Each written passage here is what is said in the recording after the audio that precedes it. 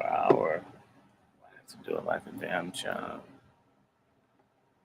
Why do I have to do it? You know what I'm saying? And when she said you lied on me, he said, yeah, you lied on me. That's why I said you farted. He should have said bitch. You know what I'm saying? Because those is hoes, and you gotta treat them like hoes because that's the only thing they respect. That's because whenever you see a pimp on this bitch, he got his foot on the bitch. He ain't talking nice to her. He's smashing on her. You know what I'm saying? Because a hoe take everything for granted. You give a hoe an inch, she gonna run a barefoot country motherfucking mile like it's $1,000 at the end of it for. You know what I'm saying? And Charleston Wright, he told her right. You know what I'm saying? He told her right. And they don't want to hear the truth. You know, they just want to hear that they cute and they want to hear all the bullshit that a trick gonna tell them. But when a real player come in and smash on them and lay the law down, they don't want to hear that. That's why they run from real mom. That's why they run from the real, as you say, real niggas, real players. They run from that because they know they're gonna have the answer. They're gonna have to take the proper instructions before they hit the wrong button. That's gonna be self-destruction. You understand? Hey, Mark, how are you? Well, Dr. Short, how you doing, Dr. Short? Oh man, I'm like an old black dude down south with the white woman, right after the Civil Rights Act was passed. I guess that's okay. Yes, indeed. So, free at last. Ladies and gentlemen, our gracious host, Dr. Randy Short, in the building, ladies. Brother Dr. Short, can we get some updates of where we are? I shared a little bit of our status when it comes to the Patriarch Summit, sir. But we are moving along. Did you tell them we need some MFM for this? I believe that we want to raise $15,000 to $20,000, and that's not a whole lot of money for what we want to do. We'll be talking about health, education, criminal justice, Second Amendment rights. We want to do things. In fact, we Negroes spend millions of dollars for Greek letter organization get-togethers. You know what? Until the folks who are not initiated, that are not Masonic, until we spend a little bit of money on black male solidarity, where I don't need to put a brand on your dick or your ass or make you eat goat cum for me to call you brother. Seems like solidarity, people can put a little bit of money on that. And so absolutely, we want it. We need it. This is a pivotal, epical time for us. So we want people to give. We got the deposit in. We need a good, I need a few thousand more. In fact, I need like $60 some odd $100 more. And it's going to go into our event. We've got to put together our souvenir journal. We got to drop something on our speakers. We need to be able to make certain that when we book the place where we're going to have real soul food at a real black restaurant that has real good black food, and folk can just be in the peace and company of other like-minded people. Folks spend $800,000-$900,000 to see Beyonce. We think we can ask y'all for $75 for an 8-hour event. That's not $10 an hour. It pay more to park some places. We absolutely want people to support it, because if we don't support each other in these small ways, what will we support ourselves for? So I absolutely want people to be generous. We're not trying to get a platinum jet ski or a yacht or a Bentley or a Jetstream or Brownstone or McMansion. We're not asking you to pay for us to lay out on the beach at hedonism 1, 2, 3, 4, or 50. But we do want your help for us to get this thing done right here and now. Right here and now, for you to do what you can do to support our effort to get this. And of course, we also are going to have some sisters there. We need sisters as observers. Take those hoes down. Put up a nice picture of black women that we can respect. Those hoes aren't sisters. Hoes are basically freelance sex workers. I want to tell everybody, I hope you had Juneteenth. A lot of dead and shot and wounded people had Cooneteenth. And so peace to everybody. I hope you guys saw my highly edited reparations piece on MSNBC's website yesterday. Chef C, do you have a visual for that? You may. I'll pull it. We may see more essays and articles written by yours truly. If it doesn't sound radical, well, all the radical Black folks have an opportunity for me to write for them. It's interesting. I get the white media to offer me an opportunity before I get from Black people. That's how it is sometimes. A major white group, and yet I know certain people, they have decent sized platforms. I'm never invited in as a guest. I'm not mad. I'm just noticing. I think I wouldn't be half bad. But if MSNBC thinks that I'm worth listening to, why would people small Black platforms not reach out? This is why we want to have a Patriarch Summit. We Black men and women need to support and help each other, not against anybody else, but for ourselves. But we are against bullshit wherever it comes from, inside or outside. So this Patriarch Summit, we need y'all to dig deep. So Brother Mark, Brother Reparations Nation, Sister Star Thompson, who constantly sends stuff, Sister Quiet Skills. I mean, God, they're trying to marry me. Well, that would be good. You know, I don't want to die by myself. I'm just teasing. She's like, cut me off now. Thank you, moderators. But we've got to do something. I want to let you guys know. You may not realize how critical we are to each other. I just got off the phone with a serious community activist in Chicago, and I was explaining to her that there are going to be discussions in the next few days about what can be done to help Black folks if Donald Trump should become president. Believe it or not, when Sister Star Thompson helps me pay my phone bill, dear, and my phone bill's high. What I'm doing with my phones and other stuff, it's not, dumb stuff. We're lobbying. I'm basically an unofficial lobbyist for reparations and doing the best I can. I can do more and will do more. But I want to let you know that if there's a new platinum plan to help Black people, you guys supporting Chef C, supporting Negro Knight, supporting Brother Juan, supporting Brother Q, supporting Brother Twizzle, which in turn supports me.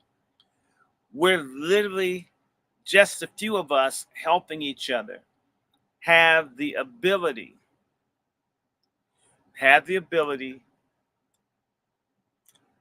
to influence national policy. And let me see, Brother Reparations Nation, my link, if you go to the Angry Black Men's channel, look at any of the videos in the commentary, you should see a link, with the exception of the most recent shows, to our GoFundMe link. If you can't send it or don't wish to use GoFundMe, you can send me directly, Dr. Randy Short, $ Dr. Randy Short at Cash App. You can send it via Zelle or PayPal, wrandyshort@gmail.com. We're using that money to push the cause. Okay. Hey, Brother Short, real quick, sir, I'm going to give it back to you. Let me, with that being said, let me salute Sister for hitting the cash app. Salute Sister Amen. TY313. We're having the rally, I should say the summit, on August 24th, 2024 here in Washington, D.C. Let's tell everybody when it is, because, I told folks when it was in the rally. And by the way, I gave them a bio, and I love the sister, but that bio should have been read in its fullness. It was not, but that's all right. The Patriarch Summit will be August 24th, 2024, here in Washington, D.C. Again, the Patriarch Summit. And we didn't say Black Patriarch Summit, but that's what we meant. White folks don't have to put white on their stuff. They say what they mean to mean what they say. The Patriarch Summit will be August 24th, 2024 at the Thurgood Marshall Center here in Washington, D.C. Please come. We are charging because it cost us. We're going to have a DJ. We're going to have a range of things, and we need people's help. Nothing is for free. Weed ain't free. Pussy ain't free. KFC isn't free. The Patriarch Summit will cost, but it's not going to be onerous. Okay. We are looking for sponsors. If you know any Black vendors, any Black business people, they can email me directly. We will have a souvenir journal. If any of you are writers, we are looking for Black men and non-feminists, WASI, or as we say, SIAs, which stands for Sisters in Arms, righteous Black women who have pro-Black male and pro-Black family and pro-life and pro-Black self-determination thoughts.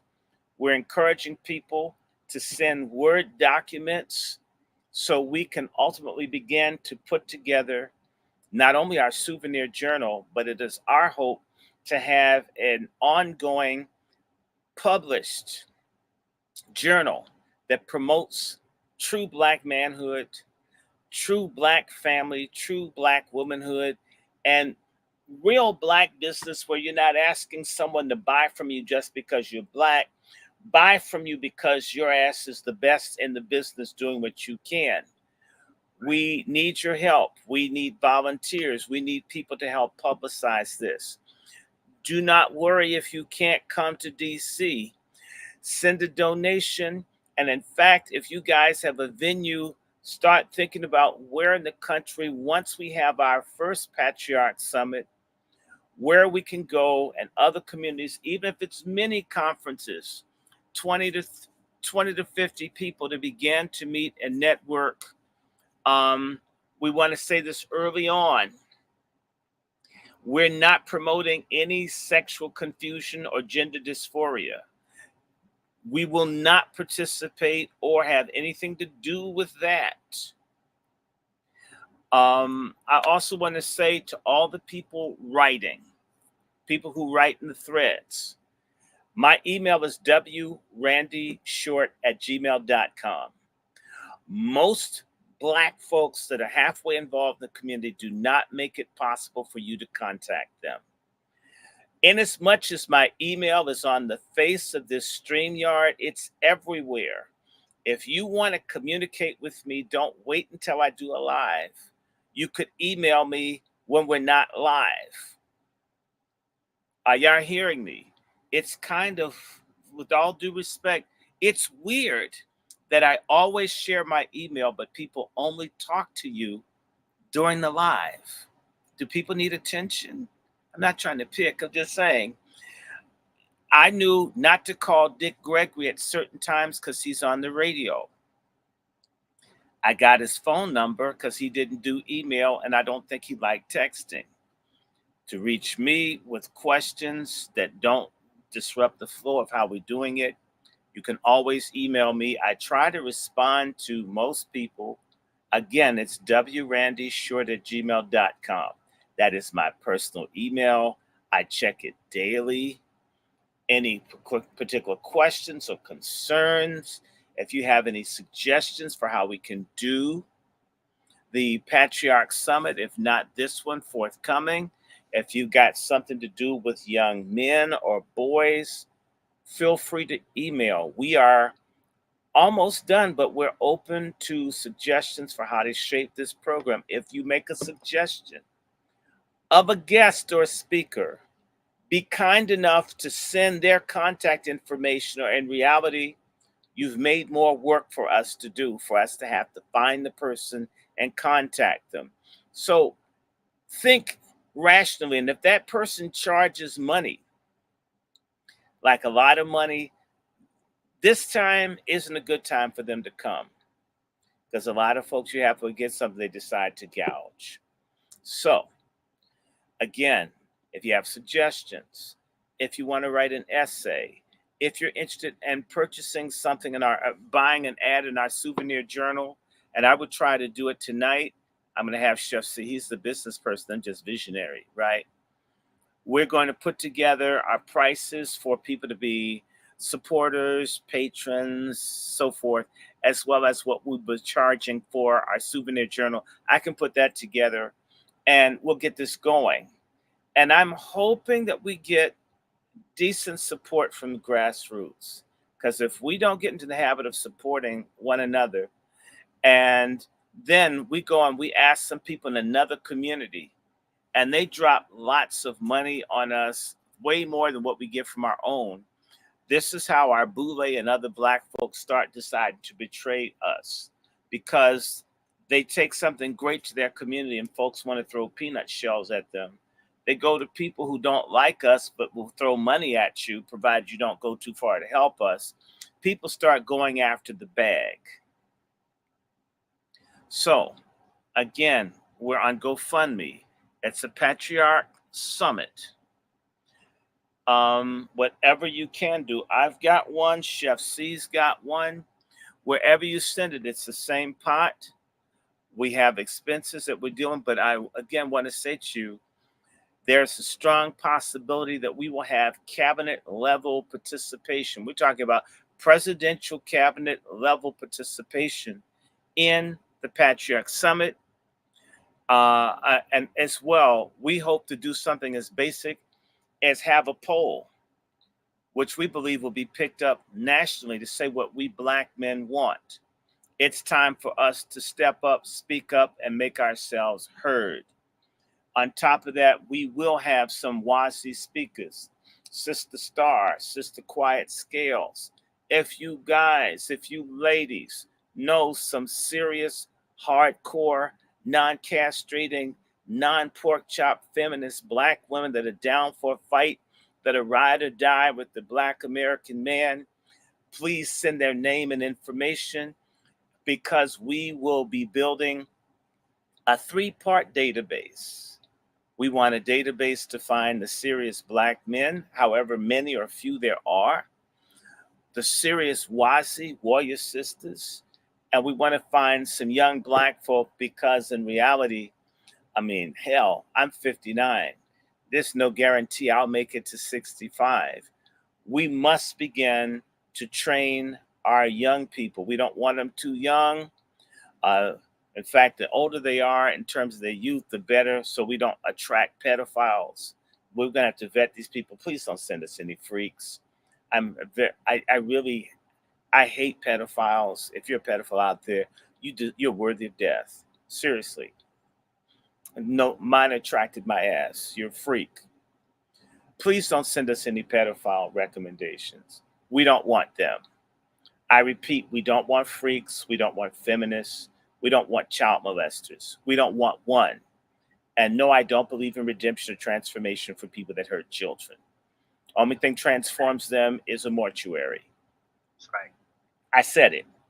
Go on, brother Chef C. And I want to point you again. I did a decent Juneteenth article. I hope I get to write more.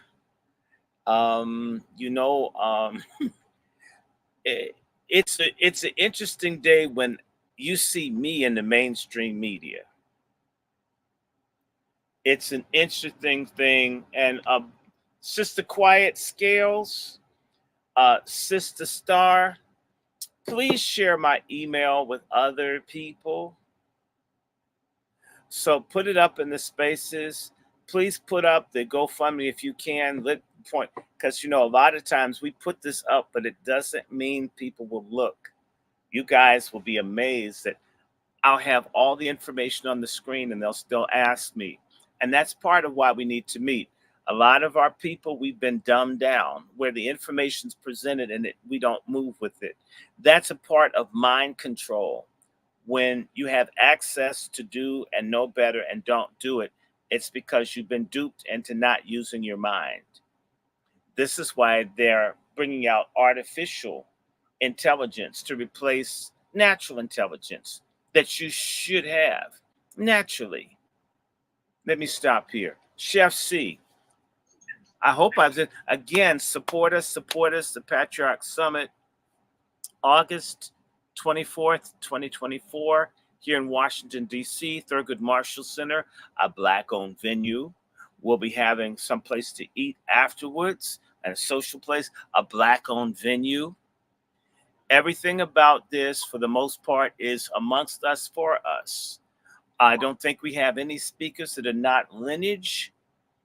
In fact, this is an FBA all day event, not against anybody, but we can do things. Even the sisters, our Wazis, are American, made in America. Am I right, Chef C? No, that's a fact. Okay. I want to real quick. Let me salute my brother Next Level tapping in. Salute, brother. Again, this is the brother Nico in the building. Salute. You know, this, ladies and gentlemen, again, all the lip service. Haven't you had enough of Quiet that? Scales. It's Sure wrandyshort@gmail. we are now wrandyshort. Where you write me. We can provide true wrandyshort@gmail. I don't know who the Dr. Randy Short. I may have that one too, but wrandyshort is the better one. Randy, okay. Please, please, Quiet Scales. The YouTube channel I have made season 1 available to y'all. Compliments, right? Compliments season 1 for getting us to this stage of the Patriarch Summit with your contributions. Okay? So this is just a little token. Y'all got season 1, all right, from the Soil TV right now. Go over to that YouTube channel, y'all. Y'all can do that and find it and watch. Y'all see what type of time we are on. Brother Short is on the DC episode along with our brother Juan J. Johnson. So definitely go check it out, ladies and gentlemen. Patriarch Summit, it is happening. Just to be very clear, ladies and gentlemen, I was going to put on the lunch for you. Doing this is a lot of work. So we are going to support another Black American business. So after we conclude the Patriarch Summit, we will then have, I guess, the refreshments and everything at that Black American-owned operation, ladies and gentlemen. We'll make sure you guys all have the details and information about that. Some of the categories I want y'all to be aware of that we're going to be covering here. And when we say covering and the categories, there will be things that you can take home with you, ladies and gentlemen, and actually implement in your lives, okay? From these professionals that will be speaking Reparations Nation, I wasn't directing that to you. I was directing that to another set of questions. Okay? But I said it so everybody would hear it. Acupuncturists will be taking care of that portion. We got our two-way prep and protections from our Black American firearms trainers and retired policemen. We got our media propagandists, guys that are on the grassroots, guys and ladies who are on the grassroots level. Thank you, Quiet Getting Scales. real media coverage, what's happening, what the echoes are on the ground level. They're going to be telling you some of the tools with which you could use if you decide to enter this propaganda warfare. Okay? Next, we have farming, livestock, agriculture, and hemp. Ladies and gentlemen, livestock, agriculture, and hemp. Beautiful. Okay? Real farmers with real land, and actually these guys are really producing shit. Okay? So you will definitely hear from these brothers how they got busy and how they've been able to execute. Next, thank you, Sister Star we have Thompson. our Wazi sisters who will be able to address y'all as well. These are some of the sisters, okay, that support a true patriarch, Black American patriarch household. Okay? They're the way things really supposed to be. These sisters are going to tell you about the importance and express their support for what's happening on this side. In addition, we have our financial literacy category, ladies and gentlemen, that we will be covering. People who are actually in the finance industry right now, making big money, and these are Black American men. Okay? Then we go into our prison reform brothers, rehabilitated. These brothers done did whatever time they needed to do. Now they are out. They are providing for their families, and many of them have become authors. Salute to these brothers. You know, they ain't letting the quote unquote man get them down. Salute to these brothers, finding a way. Next, we have our nonprofit sector. Okay, what it really looks like to have a weaponized nonprofit sector that specifically for Black American people. Okay, and how to start them up and how to get them going. You're going to have actual business owners there who have their nonprofit businesses, and they're going to be telling and giving the game on how to get it going. And finally, we go right into the technology portion of the programming, ladies and gentlemen. Right? AI is a real thing, but tech isn't going anywhere. We have professionals coming in who will be covering all of this, ladies and gentlemen. And of course, we're going to have a good sermon for our brother, Salt Ministries. Our brother Dr. Short will do his thing for a little while, get the good, talk that talk. And this is the programming. You got real programming, ladies and gentlemen. We're going to give you souvenirs to take home. And we're going to have networking. It won't be like church where all these people come in and we don't get to know each other. So we'll be looking to actively form. We're going to do our part. Remember, brother Vader Base was on here to create a green book, a virtual green book reality where we can learn and find out who does what, who's where, and how we can support each other. We need each other. We're supposed to be Black men, the standing army of Black people. We do a piss poor job of protecting ourselves, every wise, economically, socially, culturally. We need to know each other, be able to trust each other, to be able to rely and work together. This is what we used to do. Then all of a sudden, we decided to run after a simulation and think that white folks don't work together, that the Ku Klux Klan is not a loose confederation of white men. It's white men that drink together, that eat together, that talk together, that fish together. They are in regular contact. And that's how they're able to move. As long as we act like my pussy and me, my car, my house and me, not to knock pussy. Because if it were a deck of cards, it's like the big joker, the little joker, the regular joker. It's the ace of spades. We get pussy's greatness. Right. But you alone in a hostile environment cannot survive with just your lady that you laid up with, and that's it. No group of men act like have dick will travel. We must work together or we will die separately. That's a fact. The same energy that we've put in integrating and getting along and kumbayaing with everybody else needs to be redeployed to finding those worthy. And of course, when the righteous Black men get together, the virtuous patriarchs, not pedophiles. Damn. See, that stuff still has me mad. When the virtuous patriarchs come together, we can purge out the sorry Black men, the ones that abandon kids, that beat women, that are sex predators, that lie, that can't keep their word, that are preying on us, that cheat, steal, kill. We need to become an army to clean up ourselves. And trust me, if we clean ourselves up, we'll clean everybody else up too. Right. And so now is the time for us to begin to reintegrate. We've disintegrated because we integrated with them. They didn't integrate with us. And so we've disintegrated. We need to stop the disintegration and reintegrate.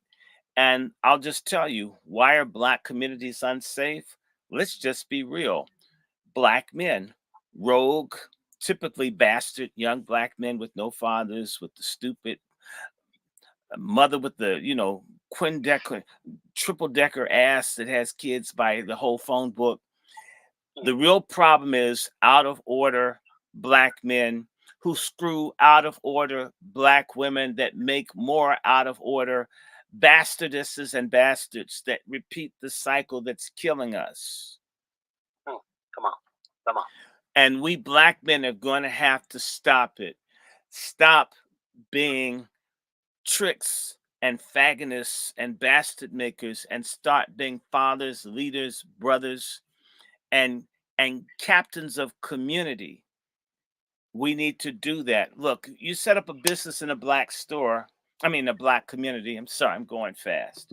You know who's most likely to shoot you is a black man that blows your head off because you have a store in the community that's underserved. We need to cut that down. We need a damn 10 commandments.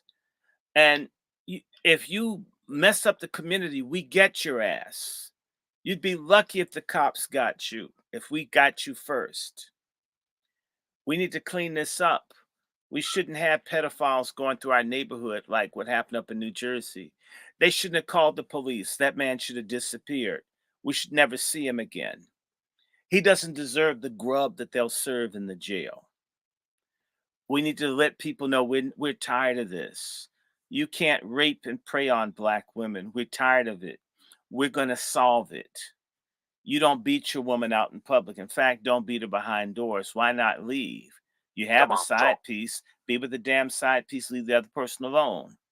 And if it's cheaper to keep her, then keep her without knocking her the hell out. Right. Okay. Your penis is for procreation and for marital bliss. It's not your GPS. It's time for us to get real about this. And if we men raise our standards, the women will be forced to raise theirs. And if they don't, we don't have to marry them. There's no law that says you have to marry a woman that won't respect you, where, you've had enough DNA tests to be Johns Hopkins because you don't know which kid is yours. They all look like Fu Manchu and Charlie Chan. And they're always yours. Hell, he's mine. If we picked ourselves up, when you're standing up, it's harder for anybody, even a no good liar, pork chop feminist, child support, grifting liar, can't ride your back if you're standing tall.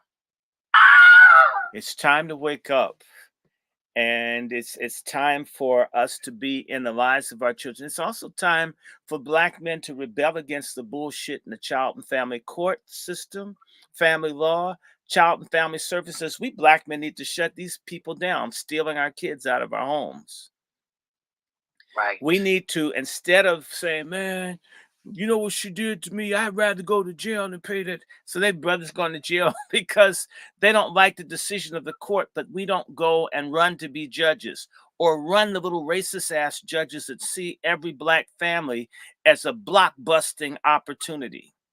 How do we let these racist, nasty, crusty judges in places like Prince George's County bust up every black family that they see? We black men need to stop acting like we don't need each other. And I always ask the question, what's the largest multi-city annual gathering event of black men in the country? And it's Black Gay Pride Week. You mean people who suck dicks and eat doo-doo and swallow semen have an agenda and a supposedly straight pussy-loving family-having black man is less capable of getting together with another straight black man to save his own race than a person that sucks dicks? What a sad story that says about us. Well, you know what, Brother Short? Let me go to Brother. Guess who's in it? Ladies and gentlemen. Oh, it's the wolf. Yes, indeed. Brother Juan J. Johnson, are you in the building, sir? I am in the house, sir. Yes, sir. Yes, sir. Now, Brother Juan, we are discussing the Patriarch Summit along with many other things, but the Patriarch Summit right now Ladies and gentlemen, if you aren't familiar with our brother Juan J. Johnson, Lone Wolf Firearms, he will, along with my other brother, Bear Arms, will be covering the 2A protections and firearms portion at the Patriarch Summit. Okay? Now, brother Juan J. Johnson, his service is very expensive. But this knowledge this brother is going to be giving y'all on GP, to be clear, is invaluable. That's right. He's giving us information that white men get. Brother Juan treats you just like you're some white survivalist or in the militia. You're getting the stuff. You're getting the white terror information. I mean, from a black person that's not trying to hurt anybody. This is information that, you know, the Adam Waffen and all these other crazy people that are planning to wipe us out. He's got the whole playbook of all the racists that want to destroy us. Don't you want to know the secrets? Or do you want to end up like the victims in the Turner Diary on the day of the rope? See, we can circumvent that. You know, it says prevention is better than a pound of cure, right? Your prevention is being armed versus getting medical care after you've been shot or beaten or your home invaded. I mean, for me, it's just ass stupid for anybody black that doesn't believe in the Second Amendment. You're some kind of traitor to your community, okay? That's how I feel. Brother Juan J. Johnson, sir, you got the floor, sir. Yeah, you got it, sir. First, it's good to be out here on this 20th day of June. Put some respect on my mother, her birthday, rest in peace. She was born on this day, so I had to give my mom some salutes.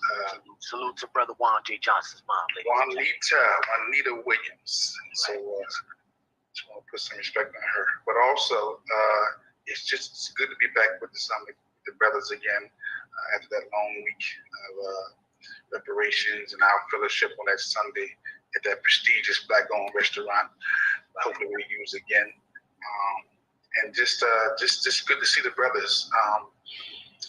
As far as 8/24/24, I'm encouraging everybody. If you ain't doing something, be there.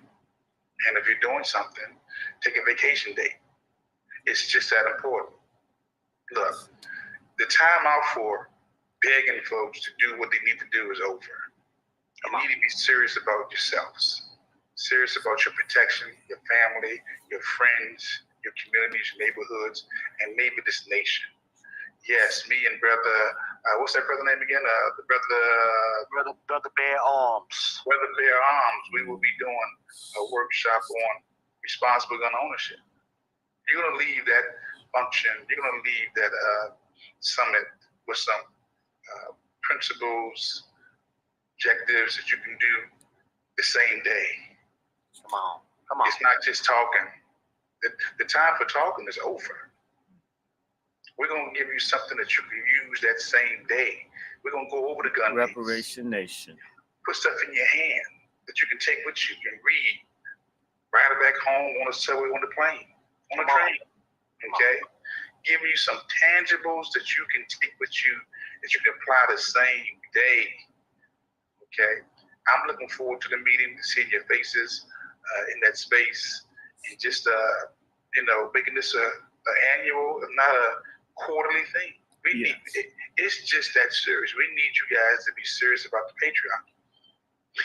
The number one threat to the patriarchy right now is that feminism. Feminism is the greatest threat. Amen. The greatest threat.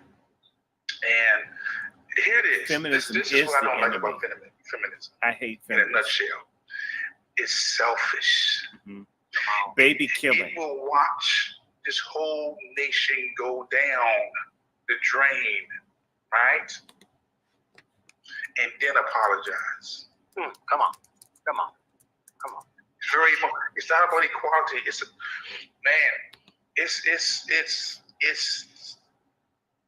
I can't find words. But we need you there on 8/24/24. Come in there, come ready to take some notes, bring your pad, your paper, bring your laptops, your iPads, and know that you're going to be empowered. You're going to be informed. You're going to be educated. You're going to be entertained.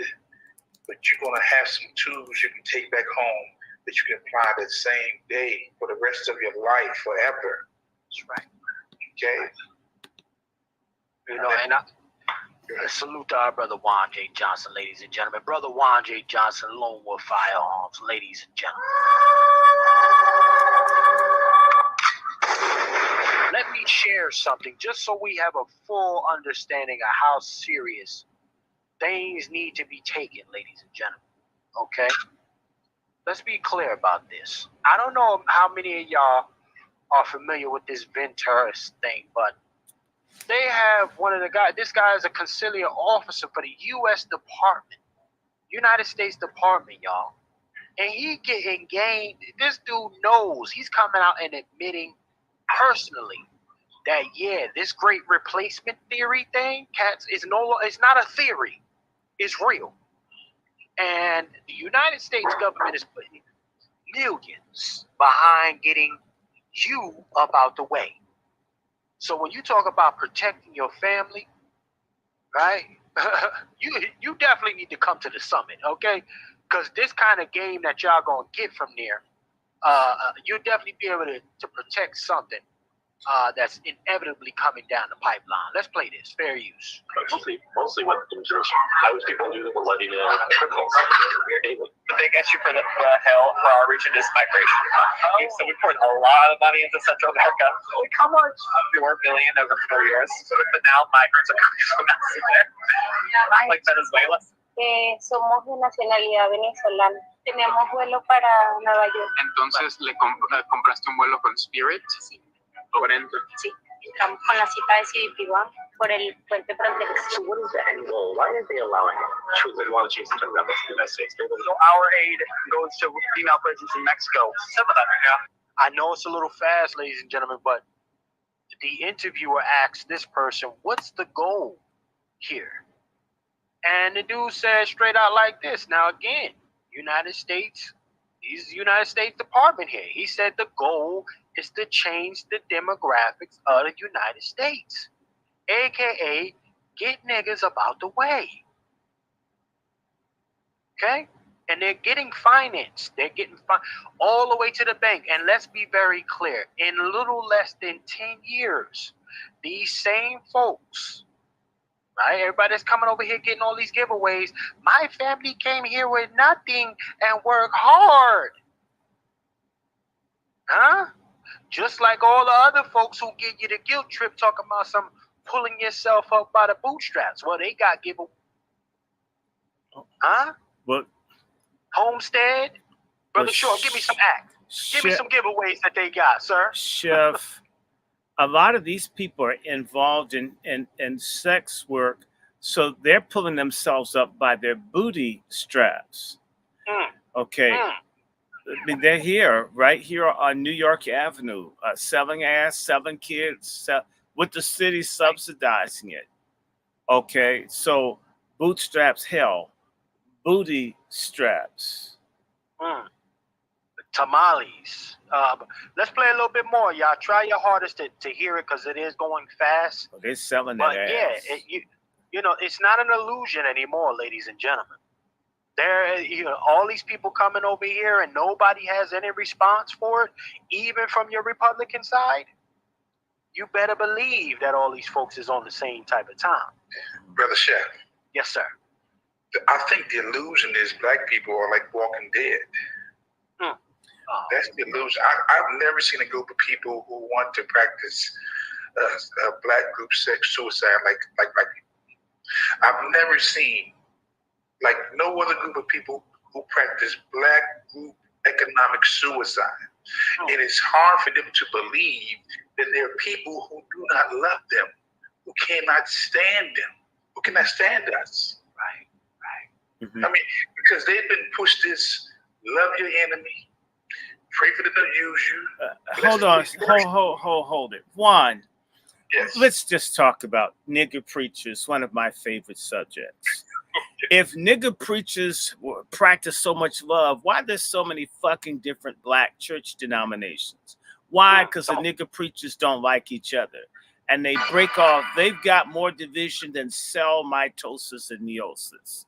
I mean, all these different sorts of Methodists and Baptists, it's bullshit.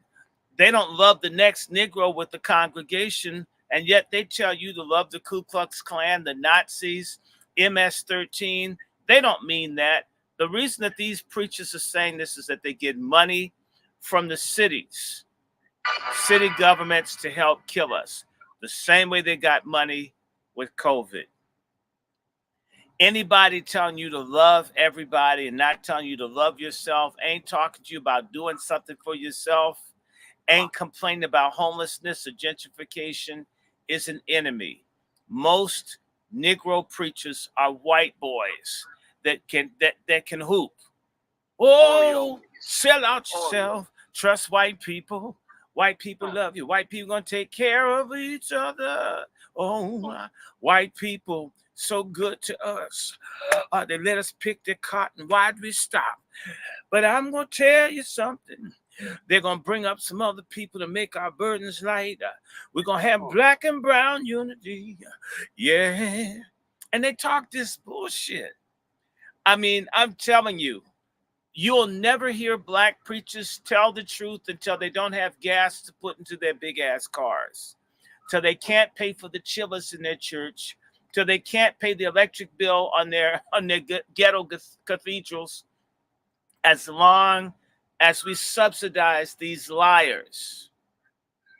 Right. I mean, one of the things we're going to be talking about, Pat Talk, is if you need God, have him in your damn home. You don't need to go down the street and watch some idiot with a pack of hot dogs, hog meat on the back of his neck, sweat salt into his clothes on Sunday. You need to have a God in your home. You need to have some holiness in your home, because you're not going to find it in a building full of folks who couldn't make the freak off because they were too ugly on Saturday, so they went to church Sunday morning. Let's tell the truth. A lot of folks that can't get nobody to be laid up with are going to church asking for God to help them for people to not see how ugly they are so they can lay down with them. I mean, the church has become a brothel of self-hatred and black degeneracy and black self-destruction and black suicide. I didn't say God. I didn't say the Bible. I didn't say faith in God. I'm talking about these fake liars, the take dicks jigs type preachers. And even I told my mother last year, this Tony Evans, he's fake. He's fake. He's fake. He's fake. He's fake. I told her last year, and then I had to say, Mom, did you see the story on Tony Evans? Told you that nigga was off. I mean, in fact, did I tell you, Chef? I did tell you. I went off on Tony Evans 49 years ago. When Tony Evans saw me last year, the year before, on a Zoom call, his whole composure changed. He remembered when I went off on him back in 1975. I called him fake 49 years ago. I've had to wait all this time for the shit I said to come true. His ass stepped down. These folks are predators. They're businessmen. They're liars. They're grifters. You know, they're going to teach some truth and tell some truth, but Trump tells the truth sometimes. Biden can't remember what the truth is. There are a lot of people that tell the truth some of the time. We're looking for people that tell the truth all the time, even if it hurts. If they're not prophetic, they're not with it. I'm just trying to tell you, a condom doesn't look like a colander or a strainer. A preacher that lets all this shit go by ain't a preacher. They're a hustler. They're a religious race pimp, and sometimes a sodomite on the side, and a pedophile too, and a home wrecker, and a tithe grifter. And these same people are saying get along with everybody. And I'll tell you, it's because these Negro preachers like the late Fred Price were trying to get to preach in the big white churches. And try, man, ooh, look, I'm with Billy Graham, and the folk are calling him nigga and all. And he didn't mean that. God hasn't worked that. Shoot, he should have had his teeth on the floor. The biggest traitors that we have, and a lot of those people in the preachers They're all Greek letter and they're Masonic. Let me tell you something. On June 4th, when I was at the Prince Hall Mason Temple, I had a chance to watch Black Masons grovel over the superior white Masons. I couldn't film it, but I saw it. It's a lie that Black Masons are for Black power and Black independence. They are all under the white lodges. It's a lie. In reality, everybody that you've been told is telling us to get under white folk, to get on our knees, to crawl on our chins. And as Biden said, y'all going to have to get behind the Hispanics. Look at how that Jack-o'-lantern, Pumpkinhead, Sleepy Hollow, Roland Martin, and others are still pushing Biden because money's being given to the Greek letter organizations and the Masons to keep us from demanding reparations and justice and freedom. There are Black people, the top 15%, that are an open genocidal conspiracy against the rest of us.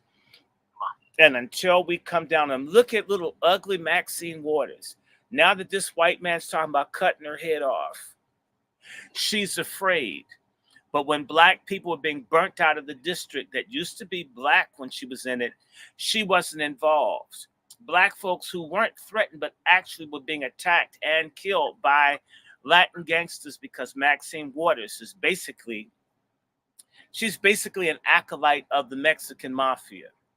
Come on. Now that her life is being threatened, now she's scared. That white dude got sentenced and they didn't even really come out all after. She's scared. In fact, she's scared enough to put on a more humble wig when she's in court so people could tell it wasn't James Brown trying to do a revival concert. This is the kind of stuff that we're dealing with. Let me land my plane for a second. No doubt. Real quick, ladies and gentlemen, salute to brother Drip in the building. Drip show. Salute to Drip, y'all. Go ahead over to Drip and subscribe to Drip. He got some good programming over there. Solid brother tapping in. Let me see who else is up in here real quick. Salute to Deceptively Unique. That's an interesting name. And salute to you, sis. But yeah, ladies and gentlemen, listen, we are in a very interesting time. You got, again, keep in mind, these folks will be saying that they came here and worked hard for everything they got. Whoring is hard work, Chef C. Flat backing is hard work. Yes. Indeed. Remember the song by Donna Summer? She works hard for the money. I mean, it's hard work. So they're probably gonna get disability this shit for lower back pain. I mean, watch, there's gonna be all kinds of exceptions for them. If you came into the country legally between 2021 and 2030 and suffer from lower back pain, you are entitled to 90% disability. They're gonna take care of them as long as we're displaced. And I have to keep saying, all of the so-called Black civil rights organizations like the NAACP, the National Association for Confused People, or National Asshole Network, or Urban Greed, and all the churches. And by the way, did you know the Black fraternities and sororities are all in relationship with these illegals and La Raza? Did you know that? Which means that even when you are a Greek Black person, you're against Black people. You may not, but your leadership is. So you may not want to drink the Kool-Aid, but damn it, you're in Jim Jones's church. You're drinking it anyway. So it's time for people to grow up. All of these dumbass social groups that Black people join because, we didn't come up. I hate to hear this. We didn't have much coming up. So I'm justified to be an asshole and being stupid shit because I was poor. I'm so fucking tired of I was Black and poor. Most of the world's poor, you idiots. Right. That you have the right to be in dumb stuff. It's despicable. Well, let me play some more of this, ladies and gentlemen. Peep this. Keep your ears open. We were Black and poor. That's why I get high. This man works for the United States government. country coordinator for the State Department. Well, Y'all. Biden, Dan, and hold on, let's just say this. Who's Mayorkas, head of Homeland Security? I'm going to tell y'all he's Jewish. You need to look up his career. This guy, they're part of making certain that people can come into the country. It is a coalition of the Roman Catholics, coalition of certain Jewish groups, coalition of other folks who hate black people doing this. All of them together. I'm calling names. And as they do one thing, who is this guy? Bloom, who everything black gets attacked by this same person. You know what? If people emphasize he was Jewish, people wouldn't push so hard. Who's the person pushed the stuff in the Supreme Court to attack black women getting money for businesses? Mr. Miller, he's Jewish. In fact, you don't hear anything from the CBC. You don't hear anything from the Greeks. You don't hear anything from the Masons. You don't hear anything from the goddamn Boule. You don't hear because they're laid up with these people. They're paid on either one way or the other. We who are not paid must hold in particular and punish and purge the wealthy black people who want us all to die off. And they think that if they just get the broke ones of us, they won't get them too. A lot of folks haven't studied the Holocaust. A lot of rich Jews got gassed. They thought that just selling out the broke Jews, it wouldn't happen to them. We have too much goddamn individualism among black people and not enough collectivism that what happens to the next person is likely to happen to me if it's a system, and there is a system and a pattern. Hey, Doc, watch this. This patriarch conversation is important because we've been betrayed by the patriarch. Come on. Mm-hmm. It's the patriarch, the black patriarch. Yeah, these old Negroes. Yes, they are the ones who not just betrayed us, but they continue to betray us. And this is why I say unapologetically that we have to walk over these carcasses. All of them. All of them. And don't look back, even at the cries for help. Well, look, it's too late for some people to be helped. You have to, what is it called? SYOA. Save your own ass. Save your own ass. You have to, man, I cannot put them, look here. Save your own ass. We can't love them more than they love they have for themselves. That's right. Come on. And so certain people aren't going to make it. I always tell the story that I wanted to meet my family. I'm going to repeat it. And my dad says, "Oh, sure, you can meet your family from Georgia." It's like, wow, I'm going to meet some other people. And when I got there, they asked me, you ever gone to jail? It's like, no. I could see they were getting angry. They asked, even though my father's a preacher with this Roman collar, they asked a roundabout way, do you do drugs? And I told them, no. Do you drink? No. And each time I just know they're getting angrier and angrier and angrier. You would think I did something wrong. You did. Well, what school did you go to? And I answered it the wrong way. I says, I graduated from a high school, McKinley. Well, I said I graduated. I could see the more and more anger. And then they asked, well, you have kids? Since I'm not married. They got up and walked off. They haven't talked to me yet. It's been 25 years. They've never. I wasn't good enough. I wasn't on drugs. I didn't have bastards. I hadn't gone to jail. I went to school. I wasn't in trouble. And they wanted nothing to do with me.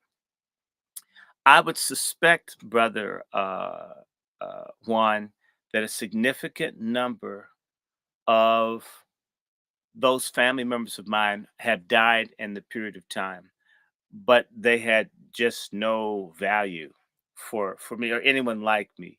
There's no interest. And I have other family. They don't talk to you. Because you're not getting high. I mean, they can't see anything other than if you're not on a self-destructive path, they can't relate to you. So you may meet some of my cousins and they'll tell you, I want to be white. I hate black people. I'm never in the community. It's like this, and it just said, "Oh, wait, who are you?" And they'll get angry if you try to say, "Hey, wait a minute, but I know Randy." Oh no, no, no, no. It's and they'll tell you, "Oh, he went to Harvard and he changed," and they're comfortable. So, and information and facts for this kind of people means nothing. It's like you were saying earlier, Chef C, it's only feelings. I'm sorry, Twizzle. Feelings, emotions. Nothing else matters. Those people can't be saved. Um, I was on the phone. I was a little late getting to y'all. I was talking to this phenomenal sister in Chicago. We're looking at what we can to do what we can to empower blacks in Chicago, working hard. I'll talk to you offline, Brother Juan and Chef C. And I met this dude who said he was doing something to get rid of the mayor of Chicago. Okay. And I thought, well, he says, oh, it's very, very hard, blah, blah, blah, blah, blah. So I says, well, look, I'm going to send you. In fact, I did it when I was with you on Sunday, when we had our patriarch meal together. I sent him the name of 5 very key people that do community work in Chicago with an introduction so they could talk. And I told him, you need to contact these people. I'm going to give you their names and information and tell them that I sent you. He wrote me, and I told him you should write them, let them know who you are. And I introduced him, and 2 of the 5 people wrote him. The sister I was speaking to said, who is this guy you want us to meet? He's not communicating. So I wrote him and I said, the failure to get things done has a lot to do with communication.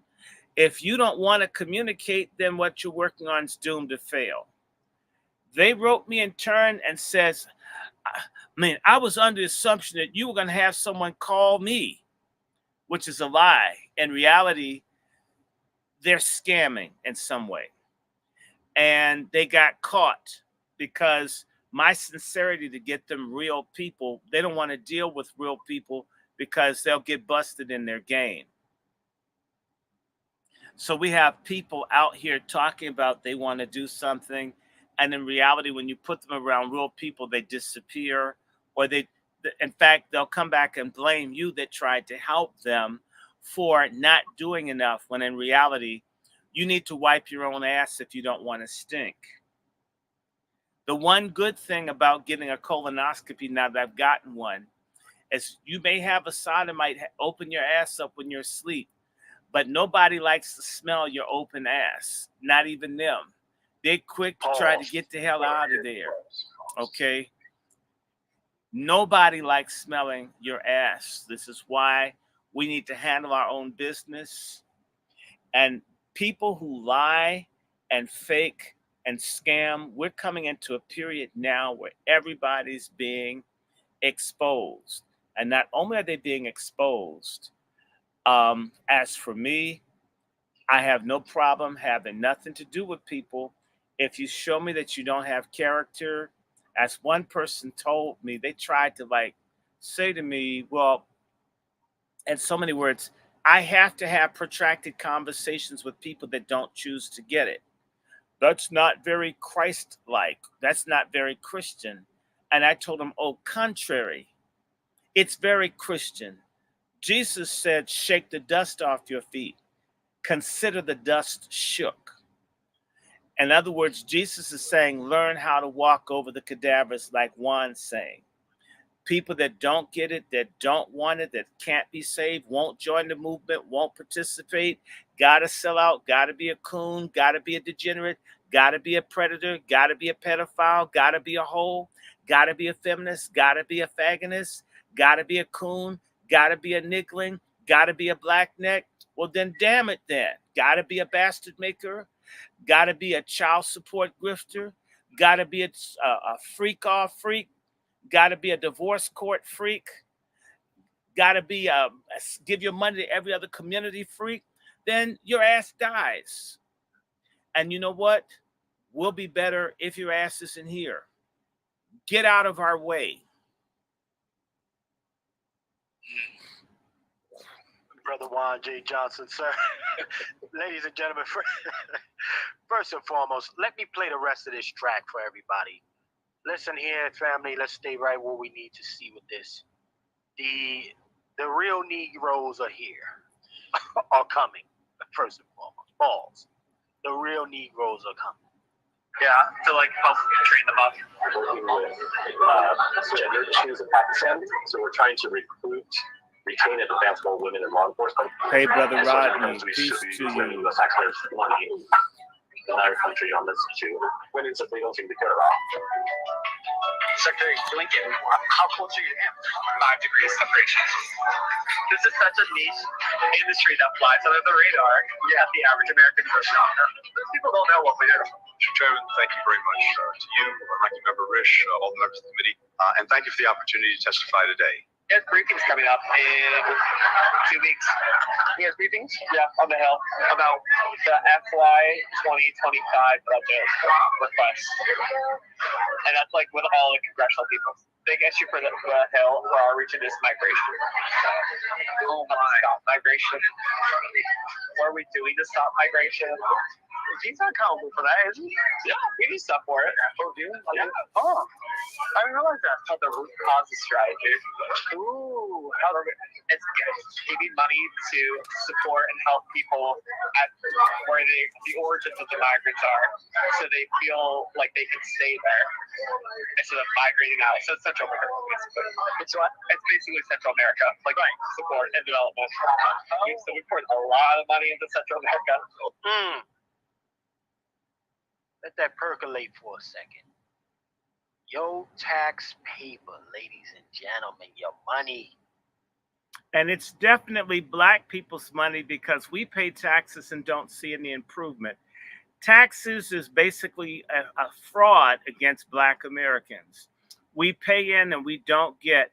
And these bitches run around and talk about how we're tax receivers. No, we've been ripped off for taxes for 150 plus years.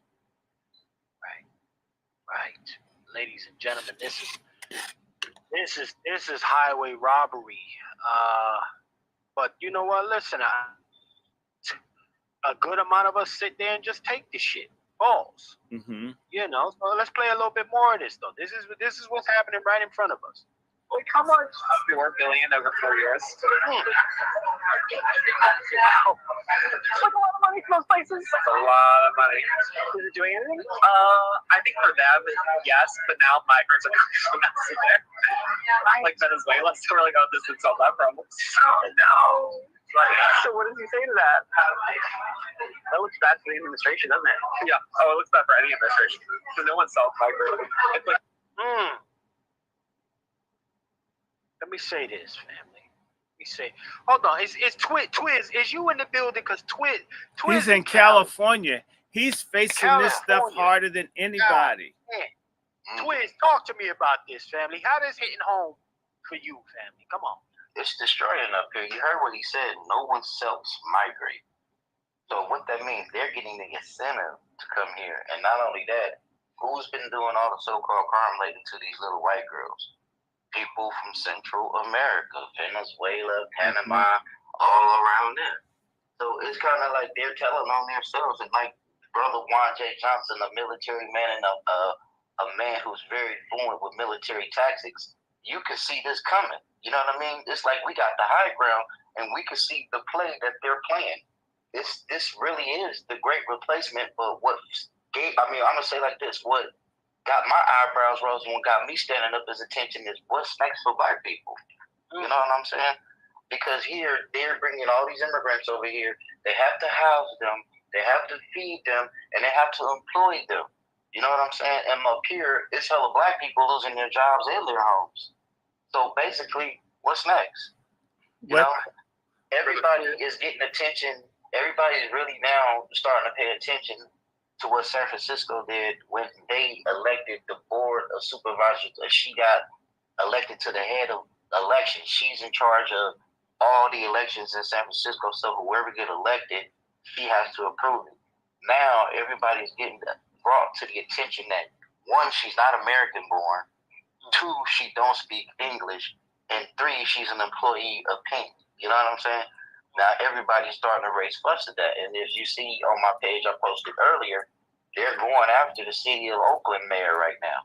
Her name is Jean Chow, a Vietnamese mayor. And the only thing she's been doing, she's been going on a fucking tour. She's been to Vietnam more than she's been in her fucking office out here in the mayor. You know what I'm saying? So it's some major changes. It's some major changes that's going on right now with this immigration and what they're doing with Black America right now. And it's kind of worrisome. It's kind of worrisome because, as a wise man always told me, God bless the child that has his own, because as long as you have your own, you don't have nothing to worry about. But I worry about the people who don't have their own. Well, you know what I'm saying? What's next to them? Well, you know? Well, brother, I think I'm in agreement with you 100%, brother Twizzle. I actually think, let me say this of Black people. We got a serious problem of ingratitude. Have you ever noticed how you can do something for someone Black and them not say thank you? Almost curse you as you've done good for them? There's an attitude of ingratitude, ingrates, and that extends to everything. There, in fact, it comes out of God hatred. You hate being Black, you hate being poor, you hate everything, and therefore nothing matters. And people thought that you could be a second-class citizen in the wealthiest country in the world, and there's nobody that would want to be in your shoes. Because you hate being Black so much, you hate what you have so much, you're miserable about everything. And while you're sitting around shooting dope, drinking, being miserable, not coming together, other people think about how they can get in your space.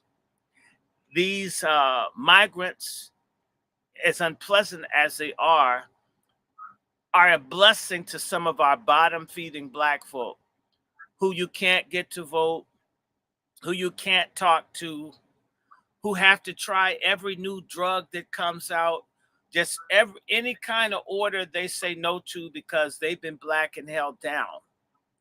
And now they're finally seeing, because I've seen people, I come from the helping side of Black society. Preachers, nurses, but people trying to pull niggas up, and a lot of folks are like hogs. They like being in mud and shit. And if you're not careful with the dirty, shitty pig, it will pull you in the mud. A hog will knock you in the mud with it. A certain type of Black person that won't be touched. And I'll give you an example. I used to, and to show you, I mean, my mother used to pick up Black junkies and Black winos in their own shit, piss, and vomit, wash them, sober them up, dry them, clean them, put them in new clothes.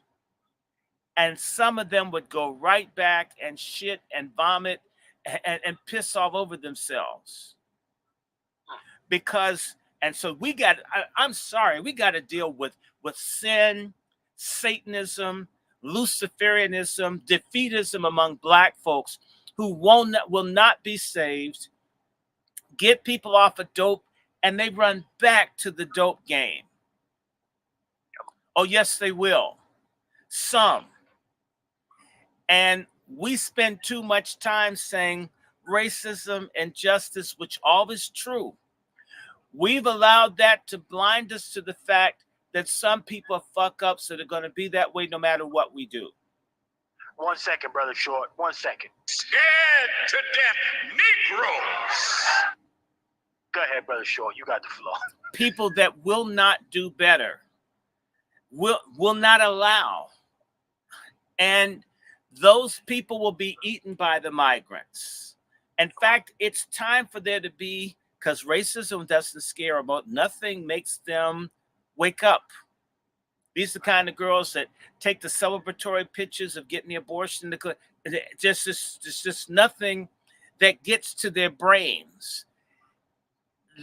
The scripture says, he being often reproved, or those that are often warned, those that have been corrected time and time and time again, harden their heart and stiffen their neck, will be cut off suddenly without a remedy. In other words, I know people, I've seen folks warn, try to change, beg for people to be different, and they've been rebellious. They will be destroyed, says the scripture. I don't care what color they are. How dare you, as limited as our resources are, if someone reaches into the gutter to try to help you, and your attitude is, I want to stay in the gutter, you can't do anything. I experienced this as a teacher. People who didn't want to learn, they were in school to fuck and get high. I'm not saying that rich, white, entitled, middle class don't do it, but they're white. It's a whole different status. For the black folks to act like we can slum and whore and drug and do suicidal stuff and not be hurt more than the people who've got trust funds and don't face medical apartheid, and they get breaks and they get drug court, to think that people could be like this and not pay a consequence and talk about being black 1 second, but act as if history and injustice isn't waiting to put you in jail, to destroy you, to take your organs, to ruin your life, to give you a crazy sentence that you can never regain your life. Some people know better. They've seen their friends and cousins go to jail and not be able to vote or do anything. And then you run and do the same thing. You see gangbanging, you see the shooting, you see the drugs, and you stay. That's because some of our people have unregenerate, depraved, amoral, immoral, degenerate behavior that does not want a savior. I didn't say all. Many people want, and that's why I talked about the no good preachers that will not tell the truth, the people who will not rescue the perishing.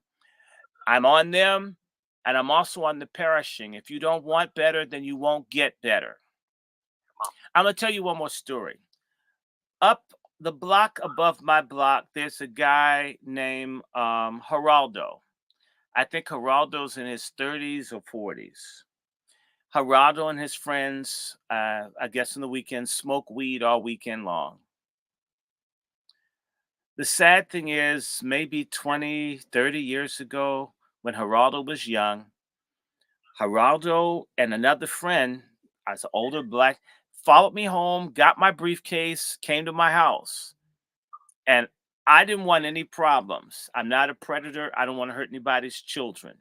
First thing I did is says, before you can come in my house, I need to meet your parents, introduce myself so they know who I am. They can come meet my family because I don't want no mess. I went up to meet Geraldo's mom, pork chop feminist guys. Said, my name is, I live here, my mother and father here, blah. Your son and his friend followed me home. I did not want them in my house, not because they're bad, but I didn't know you. You should know where your children are. And before I'll deal with your children anymore, if it's okay with you, your children can visit my house. If it's not okay with you, please forgive me. I did not choose them. They chose me. I wasn't there, but I could see this woman rolling her eyes. She's overweight, black woman, heat-treated hair. And I think she told them, stay away from me. I was bad. Maybe I'm a predator. I mean, predators don't come to your house and introduce themselves to you. But you know what? Facts don't matter to a pork chop feminist or fagonist. So Geraldo had a chance to have me as at least maybe a community older brother or mentor. But the mother, who's now dead, told her these, I'm no good. Don't deal with him. Now they're gang banging. A couple of them got shot like 2 years ago. Someone came through and shot 8 people, like a block from my house. One dead. And they just smoke dope and their lives are wasting. I think had I even had a little bit of time to talk to them, maybe I could have made an impact. There was another kid on the other corner. This kid followed me home. I love kids, but I stay away from people's kids because folks lie. So the kid came over. I showed this kid a video about drugs and gangs. Their father, who looked like a gangbanger, came and got their son, and I had the front door open so you could see what was going on in the house. Okay. And he didn't want that child around me. They've since disappeared. But I have a lot of these stories where the kids reached out and the parents were fucked up people and they wanted their kids to be fucked up.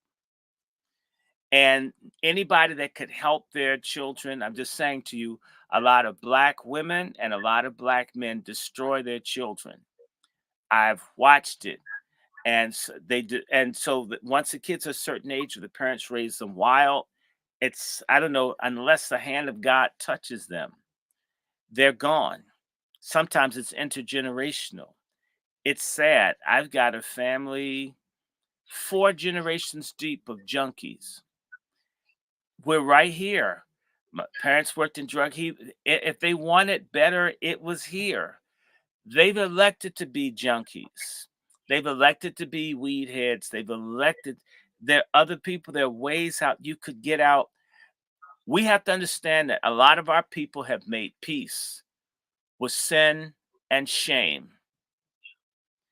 And those people, I don't want to be bothered with. I don't care if they're my blood. Not because they're my blood, but because you don't want to do shit.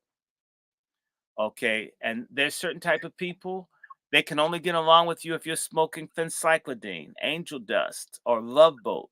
If you're not taking this drug that makes you run around naked and all, then they can't relate to you. To hell with them. I mean that. I mean, this is, you can't win over people who are comfortable with slow genocide as long as it feels good going down, whether it's drinking cough syrup or drinking whatever or smoking whatever, shooting up whatever. Man, fentanyl, man, that's hype. I can take that shit. Fentanyl won't do shit. I mean, I've heard people talk like this, man. Fentanyl, it ain't all that. Fentanyl is not all that. That's a myth. They got y'all scared. I've been mainlining 40 years. What do you do with such people? Okay. And by the way, I'm for God intervening. However, if folks don't want to be saved, if God can't touch them, trust me, your my asses can't either. Well, let me say this, Doc. I think the intervention of God is in place right now because you're hearing voices like myself, yourself saying, look, I can't stress this enough, family.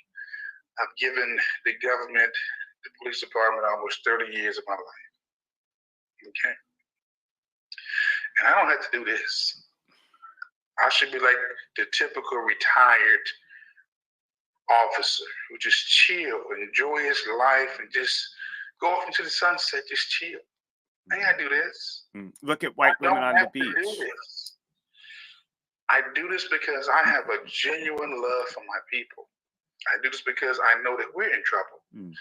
I do this because I see and I've seen and I know that our leadership, so-called leadership class, misleadership, yes, misleadership, and the preachers and these just politicians, they've really, really, really, really undermined our black collective. They sold us out.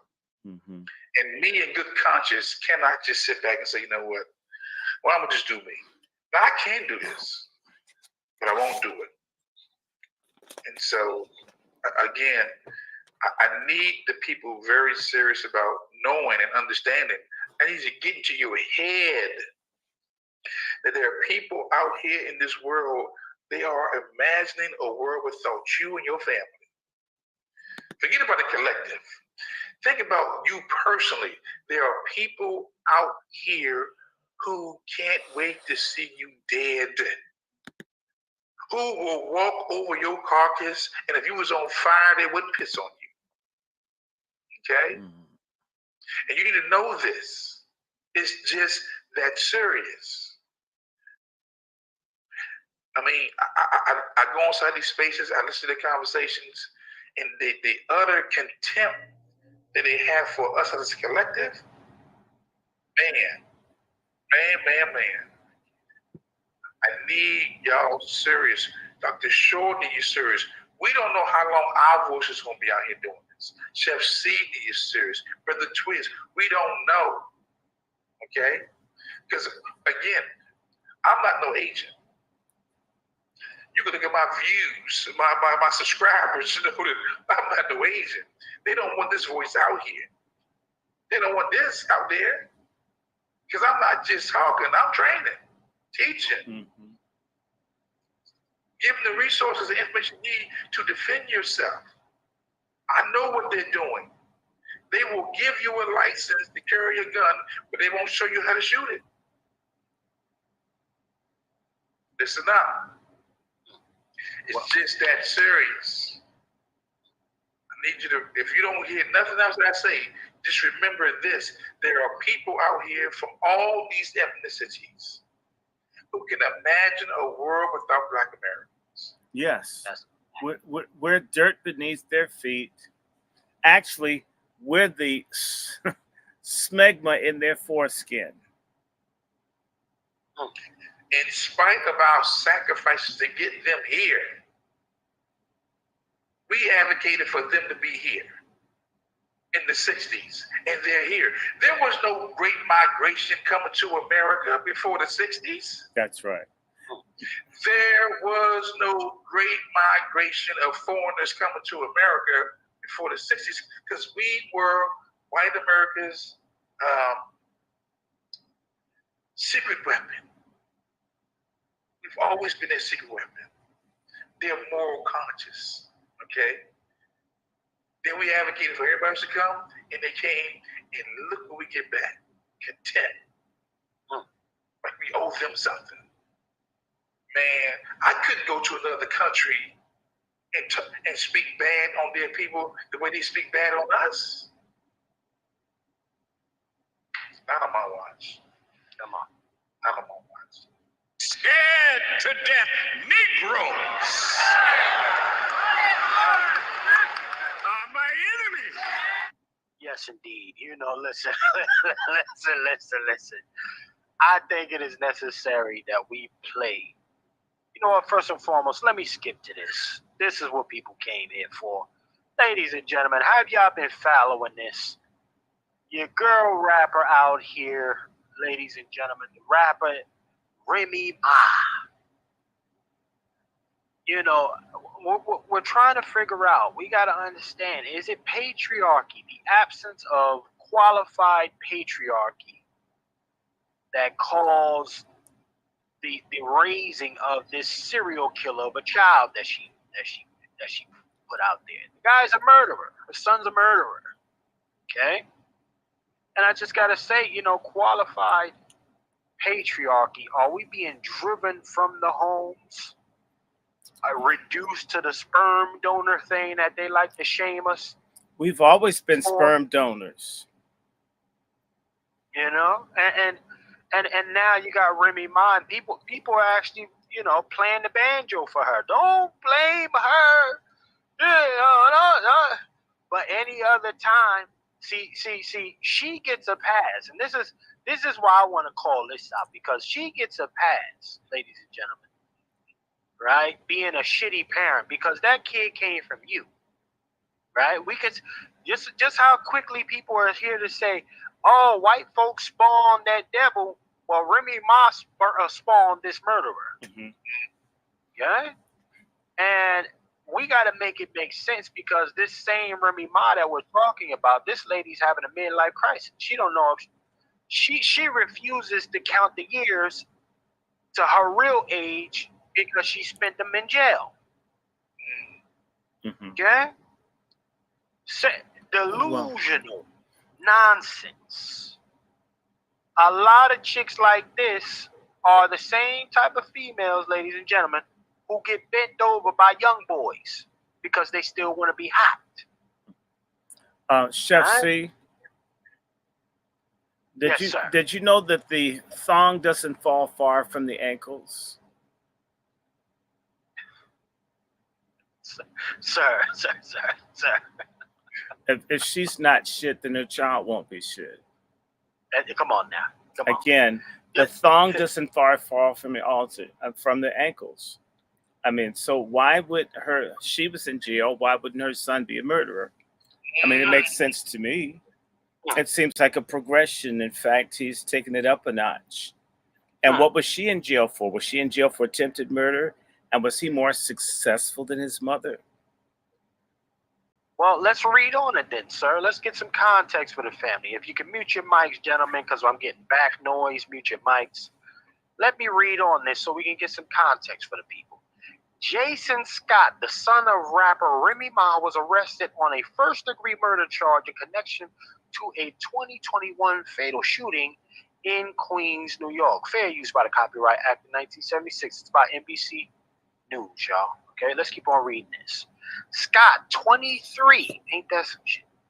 Scott, 23, was arrested and charged on Tuesday in June 7, 2021, fatal shooting of Darius Galaby in Queens. According to a statement from the New York City Police Department, in addition to the first-degree murder, Scott was arrested on charges of second-degree murder, reckless endangerment, and criminal possession of weapon. Is the system targeting the young man Scott because he's Remy Ma's son? Is this what we're seeing here, or he just a little nigga, degenerate? I hope he is. I'm sick of some of these degenerate rappers. All they've done is put poison and confusion and Luciferianism in the community. Something needs to target them. Unfortunately, I don't run the FCC. None of their records would get airtime if I was in charge.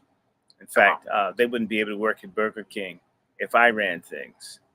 Well, let's these non-talented, ignorant people, they make me sick. Well, she's the spawn. He's the spawn of Remy Ma. So yeah, like you say, the apple doesn't fall far from the tree. Let's keep on reading this. No, I said the thong doesn't fall far from the ankles. Interesting. And the same thing, the condom, or for that matter, the Kotex.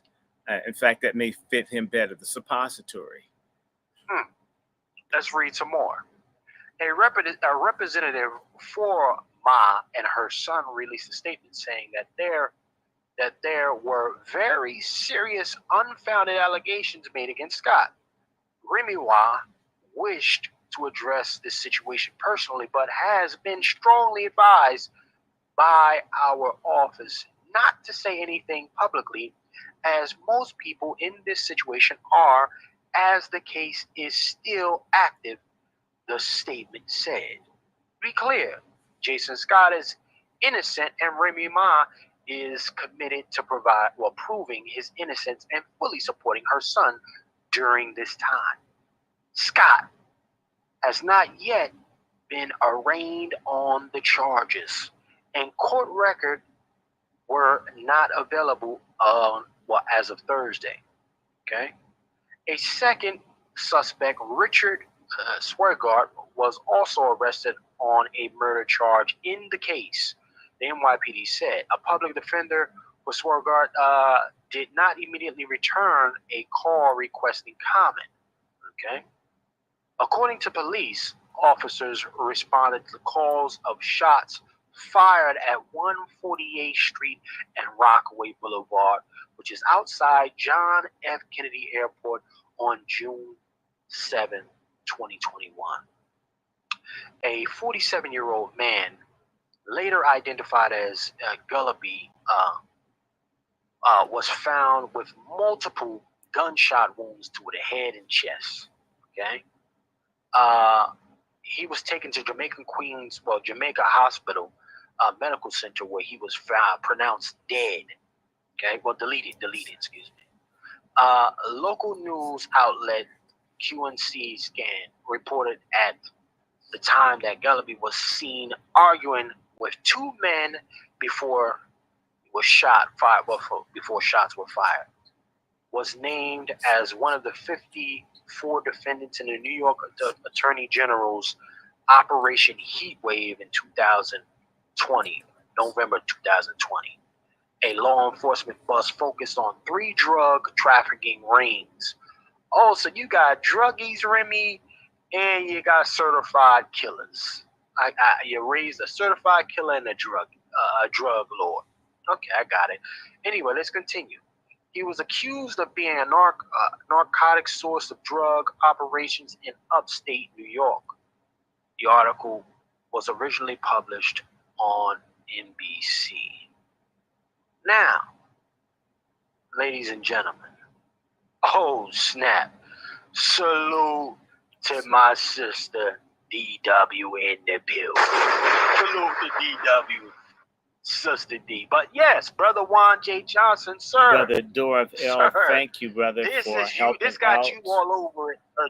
Brother Reparations Nation, thank you for the comments. We're all good. Chef, your voice went muffled, but I will say this: if they held him and not charged him, then he's been held on circumstantial evidence.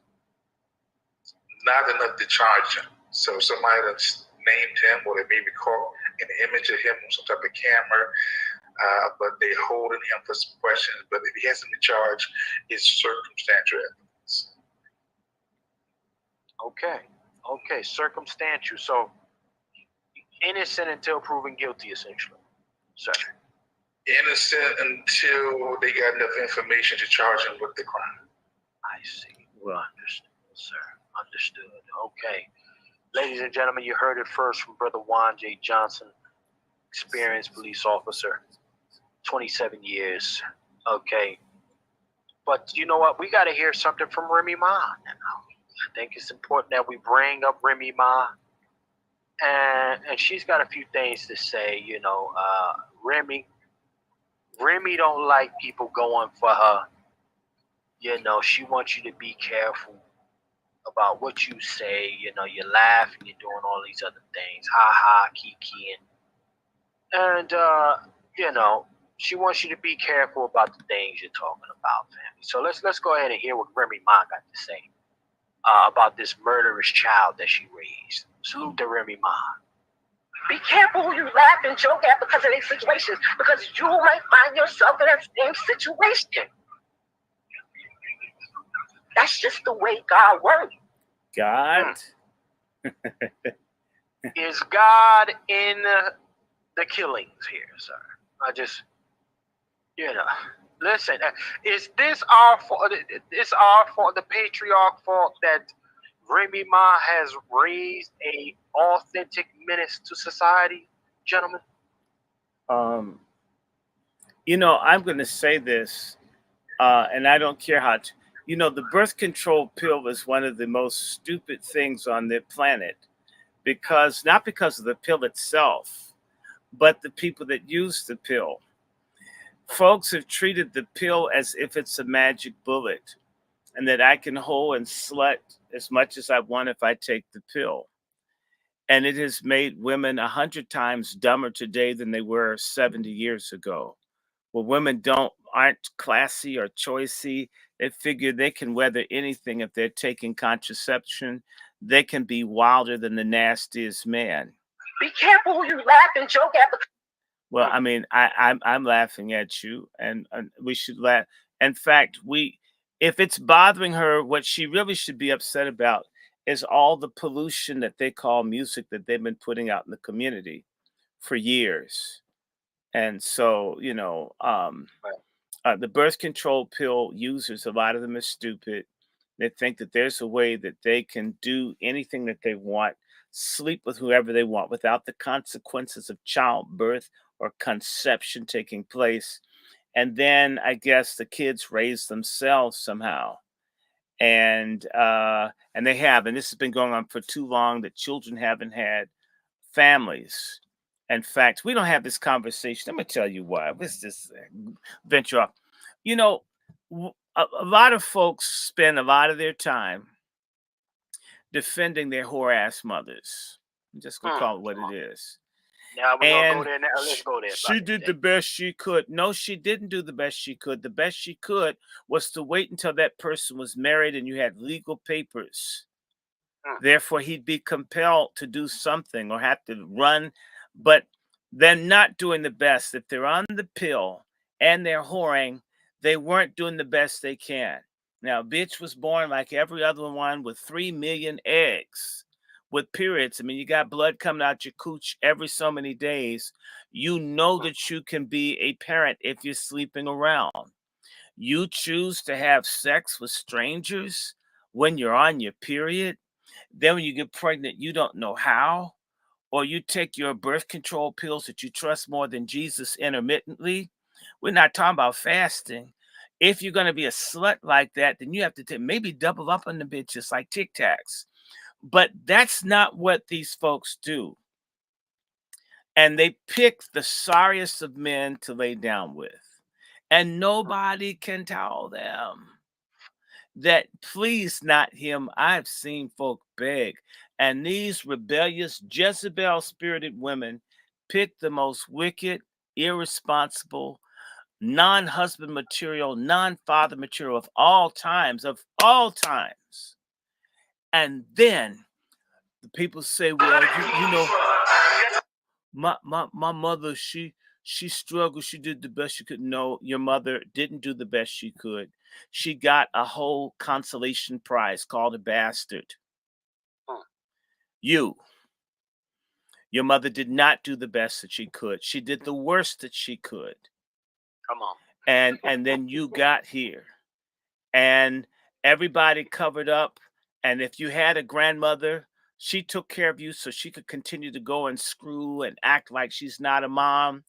And this has been going on for generations. This shit's not new for whore-ass black women to throw the child off on an aunt or a grandmother and live their life. That's the proto pork chop feminist, where mama or grandma or somebody took on the kids because you had to screw someone that you weren't married to.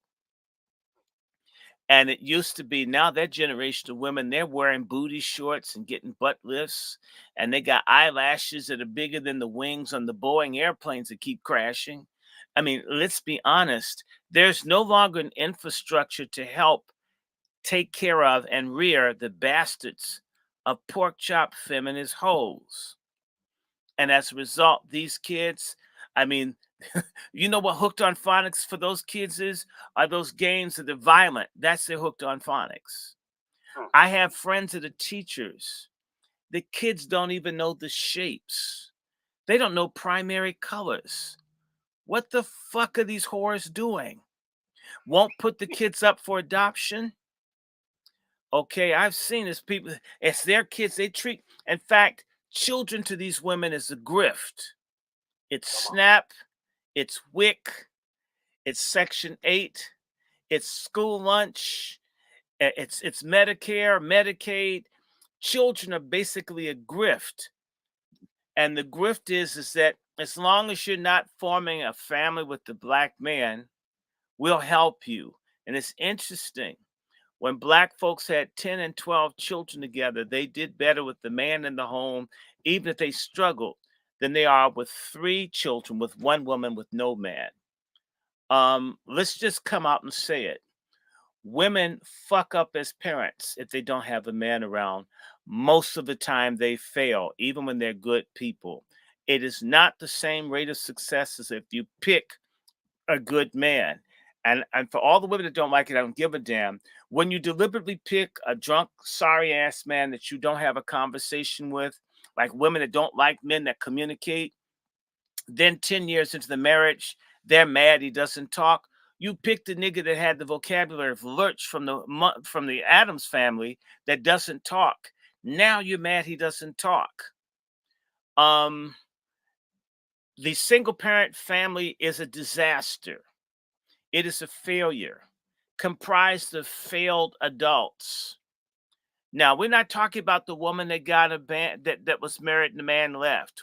We're not talking about separation or divorce unless you're a tramp and you brought about the divorce. So you're the kind of hoe that can't appreciate anybody. But the solid women that got abandoned or divorced or thrown away, That's a different category. Those women still try and are devoted to their children, that don't pump all this hatred into the man that left them. They don't tell their children, you know, that dude looked like he had a half smoke bigger than a Polish kielbasa, right? And I wanted to feel that inside of me, and I wasn't really thinking about that. I had a couple of drinks, and we did it. Instead of saying he promised he was going to build me a castle in Switzerland, lying bitch, you just wanted to fuck. You got impregnated, and now you're mad at all black men in the world because you were a hoe. And then you teach your children to hate men. So your boy comes up a sissy because he's so ashamed of his father, who you never let him meet or talk to. You do everything to destroy, right? And at the same time, you may let your boyfriends come in and gangbang your kids, right? And abuse them. You know, y'all be fighting over frosted flakes and shit, and the motherfucker pull out a gun and shoot a 4-year-old, and you still want to be with him. This kind of shit, this is commonplace. This has happened on the watch of black feminists. Black pork chop feminists are guilty. The verdict from we patriarchs is that you women have failed. You are the failure completely. No excuses, no white supremacy. The only tool that you could have had to fight white supremacy was a loyal black male partner, which you waived. It's your fault. Fall on your own sword. Well, pause right there, brother Short. Pause right there. Now, when you say the male that you betrayed, see, we gotta keep in mind, she was with a young man by the name of Pat Poose. She was locked up. She was locked up for several years. That man went to her. I think he spent 1 year going to her every fucking week, nonstop, brother Short. Mm-hmm. She could not wait. She got out of jail, spent a little fake time with him, and then next thing you know, she's bobbling on the help dick. Cheat on that very loyal man, held her down, cheated on him with the help that they brought in under their label. Easy, young man by the name of Easy to Block. I believe that's his name. Easy to Block. Mm-hmm. So, and he cheated, and she cheated on him. Of and course now Pat Poose, the husband, who was so loyal and everything, is nowhere to be found. But and now isn't that smart? Hold on, sir. Isn't that smart for him to disappear? Hold on, sir. And now she's doing shit like this, what you see on the screen, having little fucking Catildas parties, acting like you're a princess at damn near 50 years old. Because you know what? Remember that commercial? I don't want to grow up. I'm a Toys R Us kid. There you go. These hoes don't want to grow up. They're a feminist kid. Let me tell you something. Somebody that you and I know, I'm not going to say the name, Chef C, said something, and that caused me. And she says, well, women need time to discover themselves. Sorry, bitches. You should know who you are by 25. I mean, that women self-discovering in their 40s and 50s and 60s are miserable fucks. Okay? In fact, I'm sorry, some women are so odd, they're never going to find out who the hell they are. They were better off with their life being defined by the man they were married to and their children. This idea that women have to have this distinct identity away from their husband and their children, it's a fucking lie, ladies. I'm not saying if you're single that you don't have your own identity. I'm not saying if you're married you don't have your own identity. But this idea that every woman must have a distinct career, and if her life is deeply immersed in her family and her husband, there's something wrong with her. That's some lesbian feminist shit that black women have taken to heart, and that I have to have an identity that's different from my man. We don't have a joint identity. It's not enough. I don't want his name. Well, fuck, why'd you marry him? Okay, we need to, men are not accessories to your pork chop feminism, to your self-discovery. I have all these friends who are in their 50s whose wives are divorcing them because the bitch needs to find more of herself after she has grown adult kids, and she's almost 60 and she decides, I need a new life. Remember, they made all these shows mocking men who had midlife crises. It was never flattering for a man to leave his wife or change no matter what. But look at how they praise the women who start all over again, and they say 50 is the new 30. It's bullshit. 50 is the new 70, as run down as a lot of you folks are. Y'all need to stay in those relationships with the men that married you. Because you know what? We got 1 million Black women above the age of 65, more than 1 million. Their parents are dead. They had no children. They're not married. They're in assisted living, getting messed over, probably paying for dick from orderlies and other people. It's sad. They're lonely. And you know what? They were too good to have children, so they must have aborted and killed all the children. It comes back to you. Those children that were inside of you that you murdered when your womb is nothing but a crime scene, sisters. It is. It's a crime scene. I mean, those children used to be your life insurance that would take care and look after you. If you had enough kids, there'd be one that could stand you, that would look after you. But you killed all of them, and you didn't want any man around. And now, when you're old, ugly, run down, now you're entitled to someone that's maybe 30 years younger to take care of you.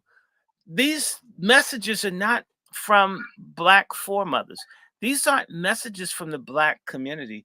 These are messages from white supremacist feminists who you listen to more than Jesus. And you know what? You're dying alone. You're committing suicide. You're falling. People find you in your house decomposed. That's the reward of trying to live in a world where there isn't patriarchy. Trying to live in a world where there's no order. Trying to live in a world where I'm professional. I don't need a man to define me and all that shit. Well, you're going to need a male orderly to lift your heavy ass because you're too big for the women to move. A whole bunch of stuff you're going to need. You're going to need a male mortician to embalm your ass. You're going to need a lot of things for men. You're going to need a coroner and so forth. This is ridiculous. This is ridiculous. They've told these women that they can live in a world in which men don't matter. And it's gay. There's some gay shit that you women are on. Even if you don't munch carpet, you think like a lesbian. I call it proto-lesbianism. Now, if a man got up and said he didn't need women, we'd all be thinking he's fag. We need to have an equal standard. Women that don't need men, women that don't need family, women that hate children, women that don't want to form a permanent union, they're deviant. And they're not strong Black women. They're hoes that don't have a corner or a pimp. Brother Lone Wolf, Brother Juan J. Johnson, sir. Sir. Man, mental illness, sir. Well, see, most people would say mental illness. What I say is a much deeper issue. I pulled up the scripture. I need to read this because the scripture says the carnal mind. Is that enmity? Enmity. To God. Yes, it is. Sure is. You know, I've been saying this recently that a lot of our people don't like God. Now, they confess with their mouths, and they even say they believe in their heart. They do a lot of things with their mouths. But their actions says they don't like God. A lot of actions with their mouths. So Romans, again, everybody's not a follower of the revolutionary Jesus. Well, that's their problem. They're losers. Hold on, Brother Dr. Shaw. Hold on. Let losers. Yeah, they're not, everybody's not followers. But I will say this. Romans 8 says this. I'm going to read just three verses. For they that are after the flesh do the things of the flesh, but they that are after the spirit do the things of the spirit. For to be carnally minded is death. The abortions. All the Juneteenth shootings, so as I said, Coonteenth. But to be spiritual minded is life and peace. You watch the person who has peace and patience. That's the person you should be walking. That's the person you should be following. Because the carnal mind is enmity against God. for it is not subject to the law of God, neither indeed can be.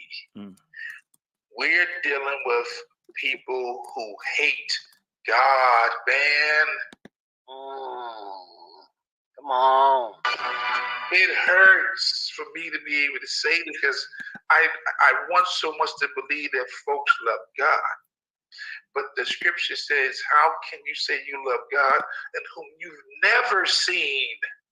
But you hate your brother that you see every day.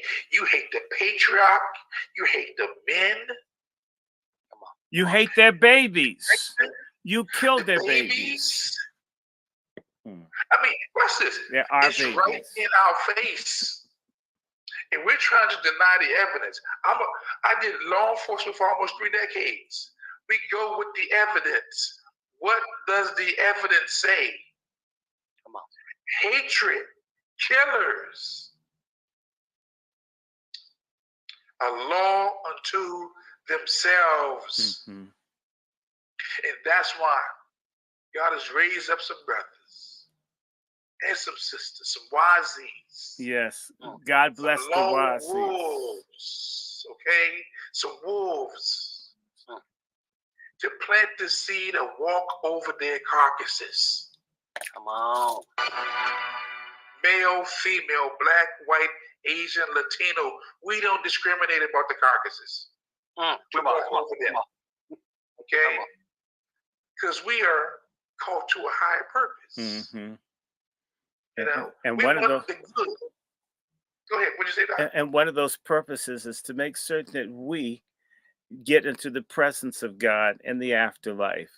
Those people that don't want God, well, great. God won't want you. Well, let me tell you something. That's why I say, because I've seen it. I had a front row seat to the destruction of the black community. I mean, like, so we read a book by Chancellor Williams, The Destruction of Black Civilization. But I had a front row seat to the destruction of the community. And the patriarch was absent. Come on. Lord. Come on. The patriarch was absent. So what we're doing, brothers, we are reimagining the patriarch. Mm-hmm. We're on a quest to reimagine what we should be or what we could be. Come on. Because we're not, again, people are talking about it. This 8/24/24 coming up is a reimagining the patriarch. Mm-hmm. Getting our people in line, in order, okay? And calling out the inappropriate behaviors and the haters of God. Scared to death Negroes are my enemies.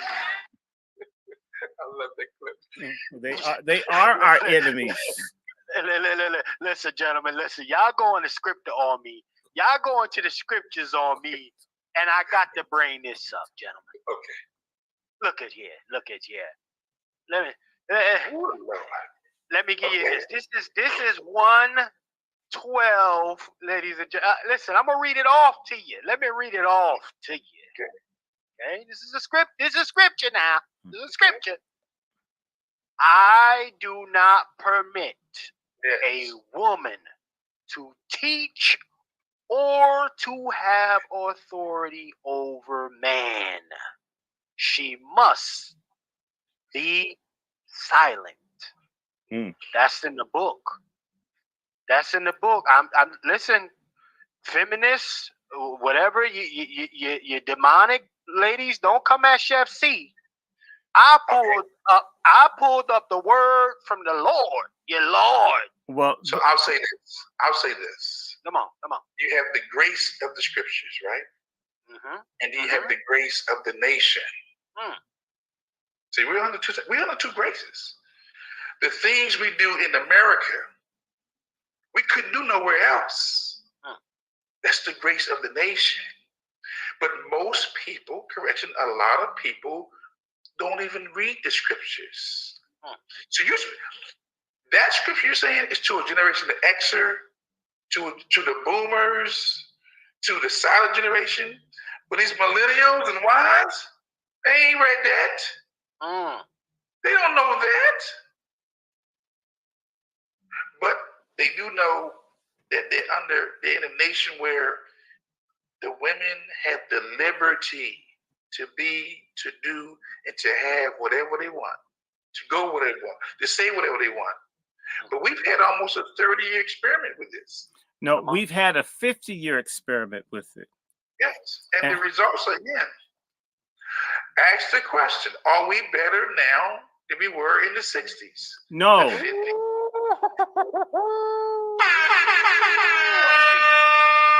But ask yourself a different question. If God's way is that women are not supposed to be over men, then what's Satan's way?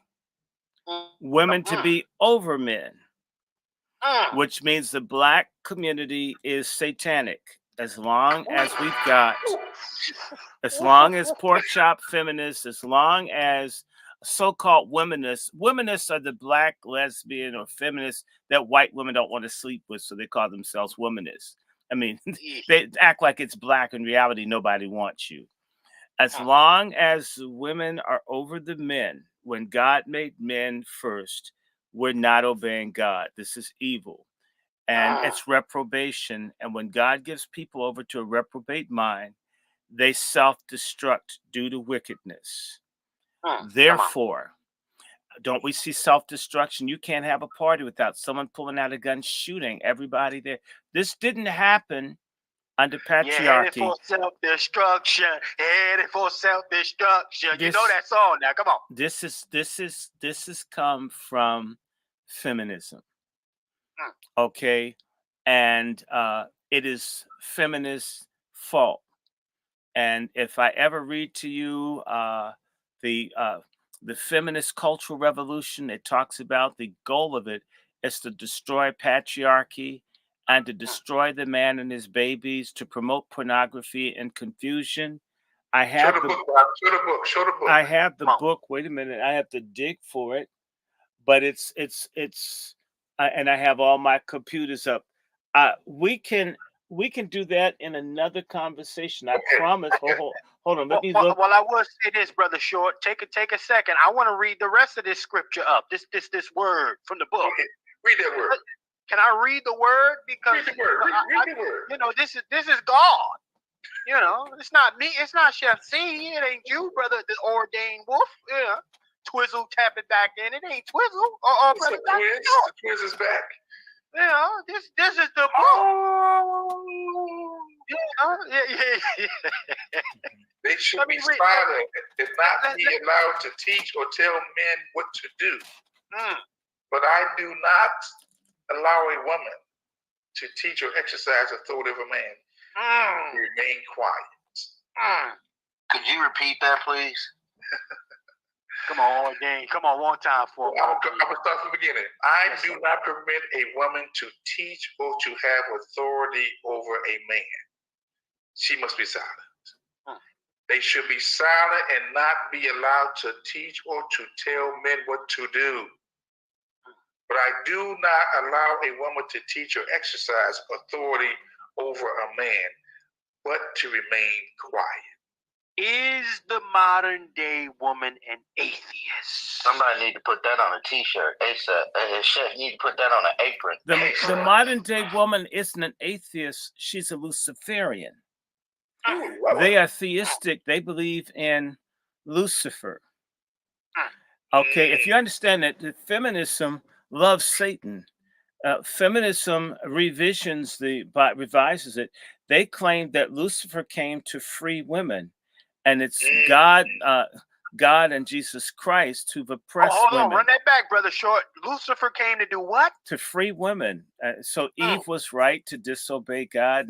It's men that didn't want women to be free. So Satan is the liberator of women. Hold on. Let me get the book. Let me get my book.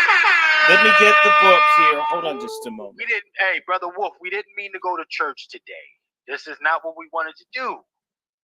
However, the good old book, sir, Yes. you know, because there's a lot of quote unquote God-fearing women running around, even the ones that sit on these panels and run their mouths, and God is saying you need to shut the fuck up. Essentially, yeah. Somebody need to keep their mouth closed. But but what we're looking at is we're looking at what do they call her? What's the name of that? Jezebel. Right. Right? You're looking at what's that other name they call them? The other name they call them, Brother Juan. I forget. There you go. Come on now. Listen. Today was not supposed to be a Sunday service kind of guy. It was not. However, the good word, God is telling you to be quiet. Honor thy man. And if he not for you, just slide off and dip. Don't even deal with that guy. However, you got a lot of women squaring up, pointing your finger at the guy, treating him like a little bellboy. And then you get surprised when he get a little act right and go upside your head. And you don't know what happened. Now you turn Karen. See, you to a degree, lady, you're not only fighting against that man in the flesh, but you're also fighting against God. Mm-hmm. Listen. Let Pastor Chef C go and sit down for a second. Brother Juan J. Johnson, you got it, sir. I don't want to do that. It's no. I think we have to have this discussion because I'm a result person. Are we better today than we were yesterday? Are we better than we were 10 years ago? Mm-hmm. And what is making us better or worse? We've got to look at all the stats and the facts. And look, the results are in. Right. I watched yesterday, right, the broadcast on I think it was Reuters TV of Kim Jong and Putin come together for the first time in decades. That Russia went to Korea, right? He got the red carpet treatment. And I watched this for like almost an hour. In the first 30 minutes, it was just silent. No commentary, no noise. But I saw how this man from North Korea gathered millions of people to come together to celebrate another dignitary. Okay?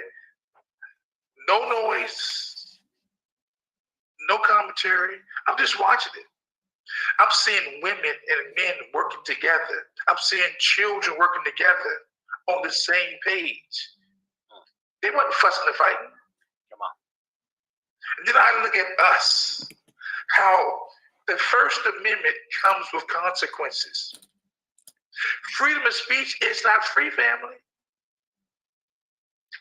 Freedom of religion is not free. Freedom of assembly is not free. Freedom of the press is not free. Freedom, the right to petition your government ain't free. Somebody paying a price for the First Amendment. Right. Okay? And I say to say this. All this talking that our women that we're doing, we don't even realize the residual effects it's had on us as a collective. People are putting in place a plan to get rid of us. Come on. And they're going to use our words against us, our images. Okay? Social media may not be real to a lot of people, but it's real to the powers that be who want to implement plans to get rid of us. And they're going to use our women. their words, our men, and our words that we use against them, or they use against us. Right. I'm so careful not to put too much stuff out there in the universe because I know the power of the spoken word, not just the written word or the living word within us. I know the power of the spoken word, and every time we say something, it has a repercussion. We ain't just speaking in a vacuum. What we're saying will be viewed for generations to come. If I die tonight, somebody will see this video maybe 5-6 years from now and hear my words. Right. And our women don't realize that your words have consequences. And so I can understand the scripture. If we're logical, men are more logical than females. I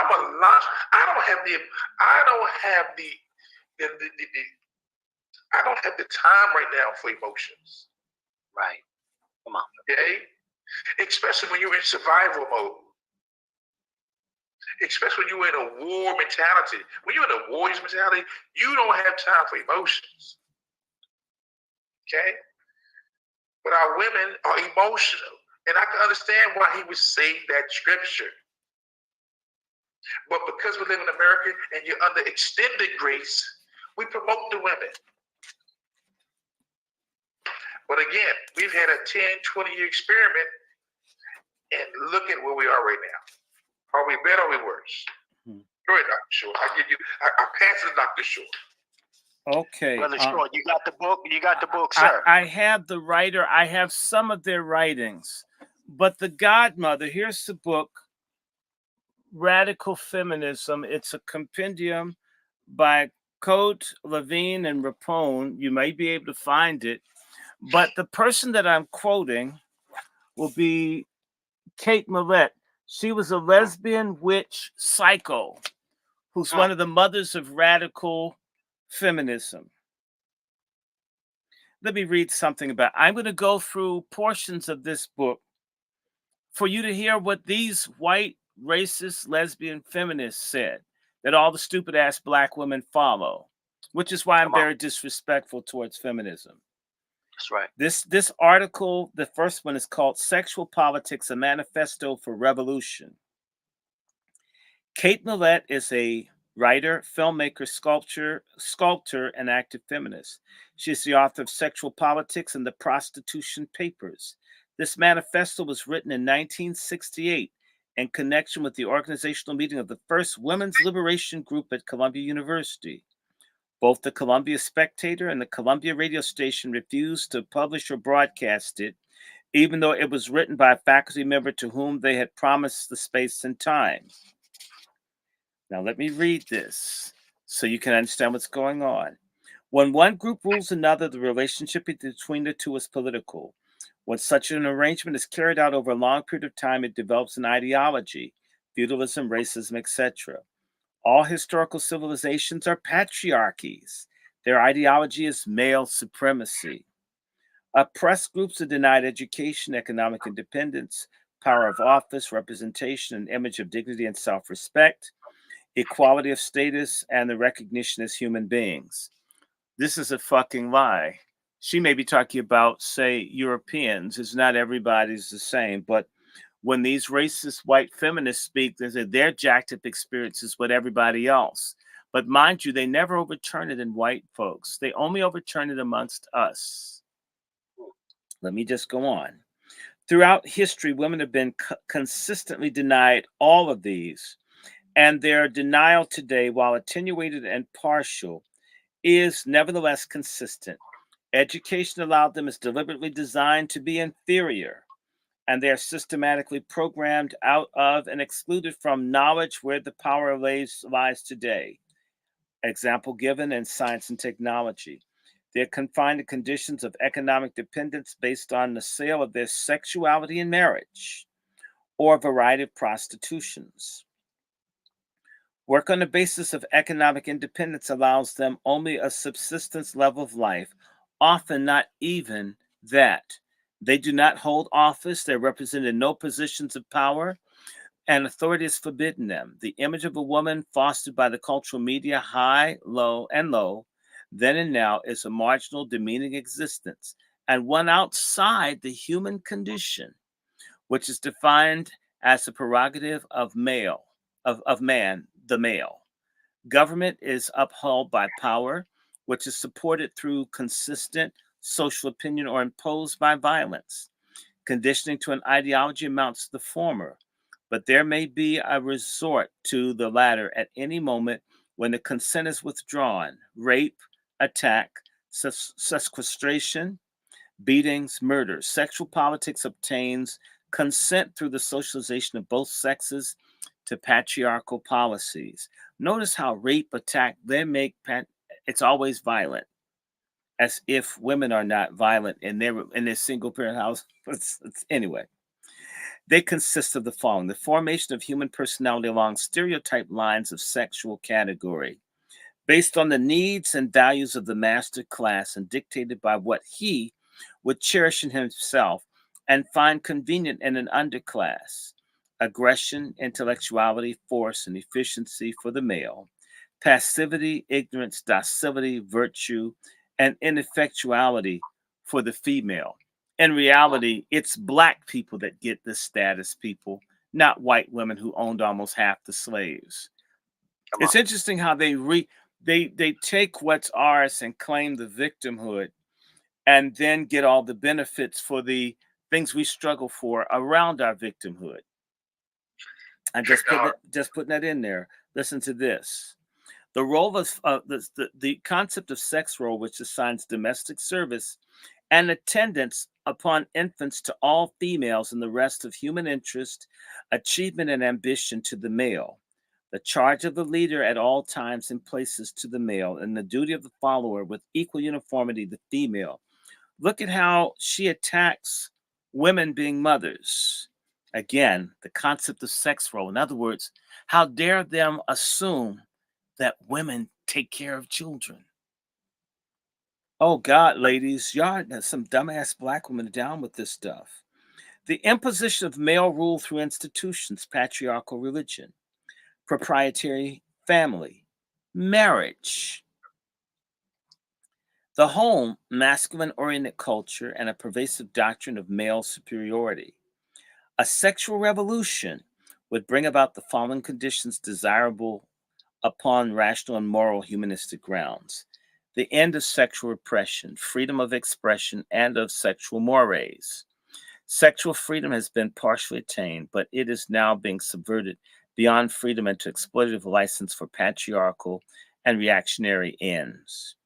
Unisex, the end of separatist character structure, temperament, and behavior, so that each individual may develop an entire rather than a partial, limited, and conformist personality.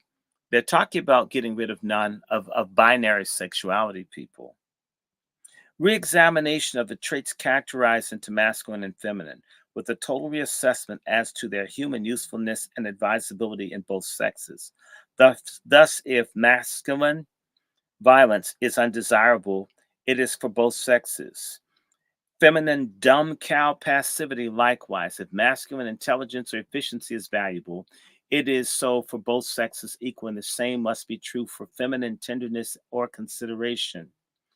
The end of sex role and sex status, the patriarchy and the male supremacist ethic, attitude and ideology in all areas of endeavor, experience, and behavior. The end of the ancient oppression of the young under the patriarchal proprietary family. So they're saying, let the children be wild. And sisters, you've been A-OK at letting the kids run wild in the streets. You dumb ladies have followed this white lesbian witch, and look at our kids dying. Way to go, black pork chop feminist. The end of the ancient oppression of the young under the patriarchal proprietary family. Again, where there's discipline and order. This lesbian feminist that never had a child is calling that oppression for children to come up with order. Let me keep reading. Under the proprietary family, their chattel status, chattel meaning slave, the attainment of human rights presently denied them. The professionalization and therefore improvement of their care, In other words, remove children from the care of their fathers. Child and Family Services. Yes, the feminist movement is behind you black women's children being stolen, and yet you sluts follow them. You dumbass black pork chop feminists are for the destruction of the black family. They're for the improvement of their care and a guarantee that when they enter the world, they are desired, planned for, and provided with equal opportunities. You know she wasn't talking about black folks. So when it says planned for, that's implied. Kill everybody that's not planned. Who are they talking about? Us. Bisex, or the end of enforced perverse heterosexuality, so that the sex act ceases to be arbitrarily polarized into male and female, to the exclusion of sexual expression between members of the same sex. The end of sexuality in the forms in which it has existed historically: brutality, violence, capitalism, exploitation, and warfare, that it may cease to be hatred and become love. The attainment of the female sex to freedom and full human status after millennia of deprivation and oppression, and both sexes as a viable humanity. How do y'all like that? There's some more. There's another one. This is called The Feminist Political Organizations to Annihilate Sex Roles. Basically, to get rid of patriarchy. This sort of repeats some of this. Let me skip. Doc, your mic is low. Your mic just went low. Well, they're gonna do that.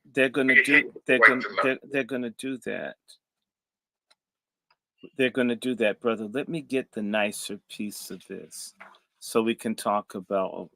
Okay, wait a sec. Hold on. Let me get the better thing. All right. What do we want to do? Okay, we want to do programmatic analysis. Okay. And I want to look at what they do. Hold on one second. This may be the same thing. I want to skip. If I may skip this and go to the next one. Let me see something. Okay. Oh Lord. Oh my God. This is awful. But Doc, I'll say this. I think you made the point because again, a lot of folks didn't even know there was a book called Radical Feminism. There are plenty of these books. The woman's name is Kate Millett. And let me see. If nobody's on one of my phones, I don't think anybody's on here. I can look Kate Millett up. And when she talks about the Cultural Revolution, and I have the book, trust me, I have the materials. This was on my channel that they took down. A lot of people, let me see. Let me stop this. There's nobody on this phone. Let me stop this. If people want, they can go to Angry Black Men's Book Club. And while Dr. Short is looking, I want the ladies to know this. When there's an offspring, there's a root. This whole feminism that just come out of nowhere. We're seeing the symptoms, but there is a root to what we're seeing. Okay? And if you're going to follow something, I think you need to do the investigation to find out the root of it, because we're just attaching ourselves to people and organizations without doing the research. Malcolm said most eloquently that history is best rewarded to those who do the research. Come on. Say it again. History is best rewarded to those who do the research. Not just attach yourself to something because it sounds good, it feels good. No, you need to do the research. And he just showed you the book, Radical Feminism. They're trying to destroy the nuclear family. They don't want to see patriarchy. And let me tell you something, on everything I love. Let me go live with this one. On everything I love. I will not stand by and watch this nation go to hell because people are concerned with equality. Okay? Come on. Over the nation. Diversity, inclusion. I am not going to stand by and watch this nation be destroyed because of the DIE. Which is die. or the DEI. It's still death. Not gonna do it. Oh, I got it, guys. Let's see, Dr. Short. Okay. And this, I mean, which is why I don't care what any feminist says. Damn all of you. Okay. Mallory Millette, Kate Millette's sister. Brother Short, real quick. Your mic is really, we need to hear this clearly. Well, let me get out and come back in. Yeah. Yeah, we need that mic clear.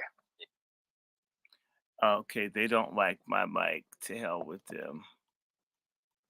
We'll do this again. Go back in, guys. Get ready for this. I've read this before. Okay, let's do. There he is. Okay, do you hear me?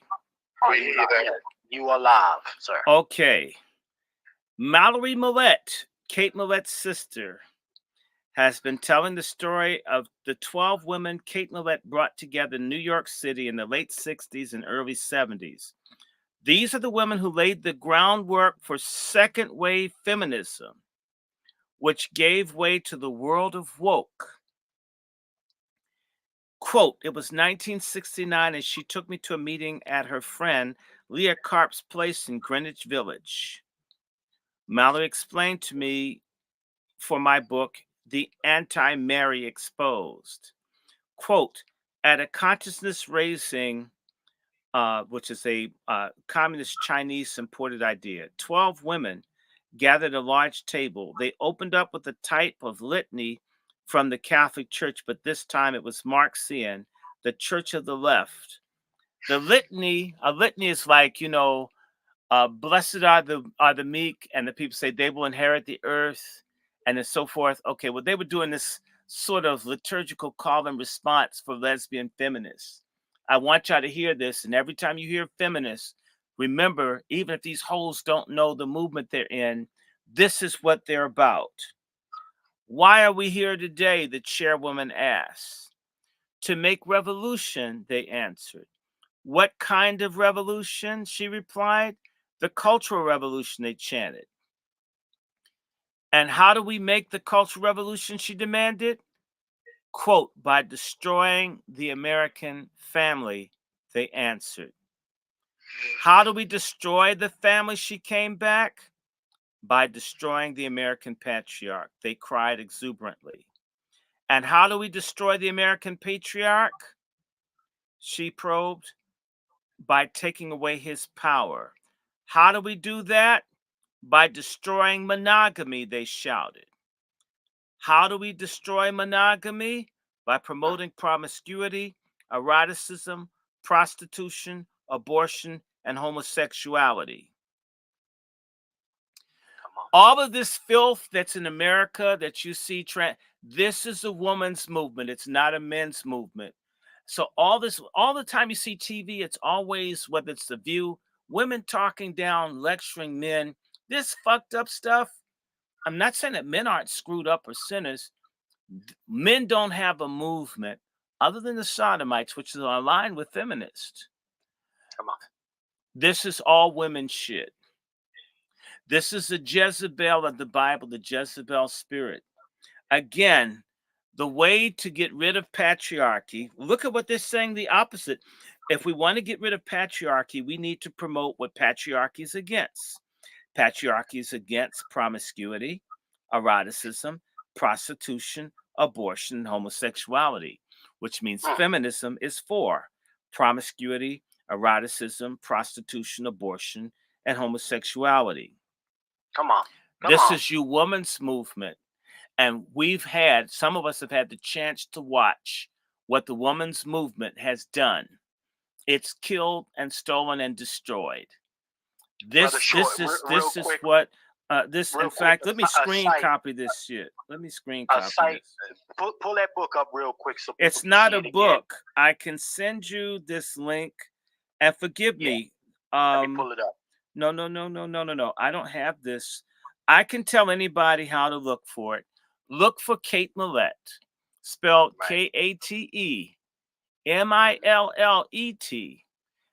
Put in capital letters AND, and then put in Cultural Revolution. you'll find it. The person that has this quote up that I knew was here, I told you I have to do is look for it. This information is out. If people, I mean, this feminist stuff is it's sick, it's wacky, it's Luciferian, and now it's normal. These women have won, and men have lost.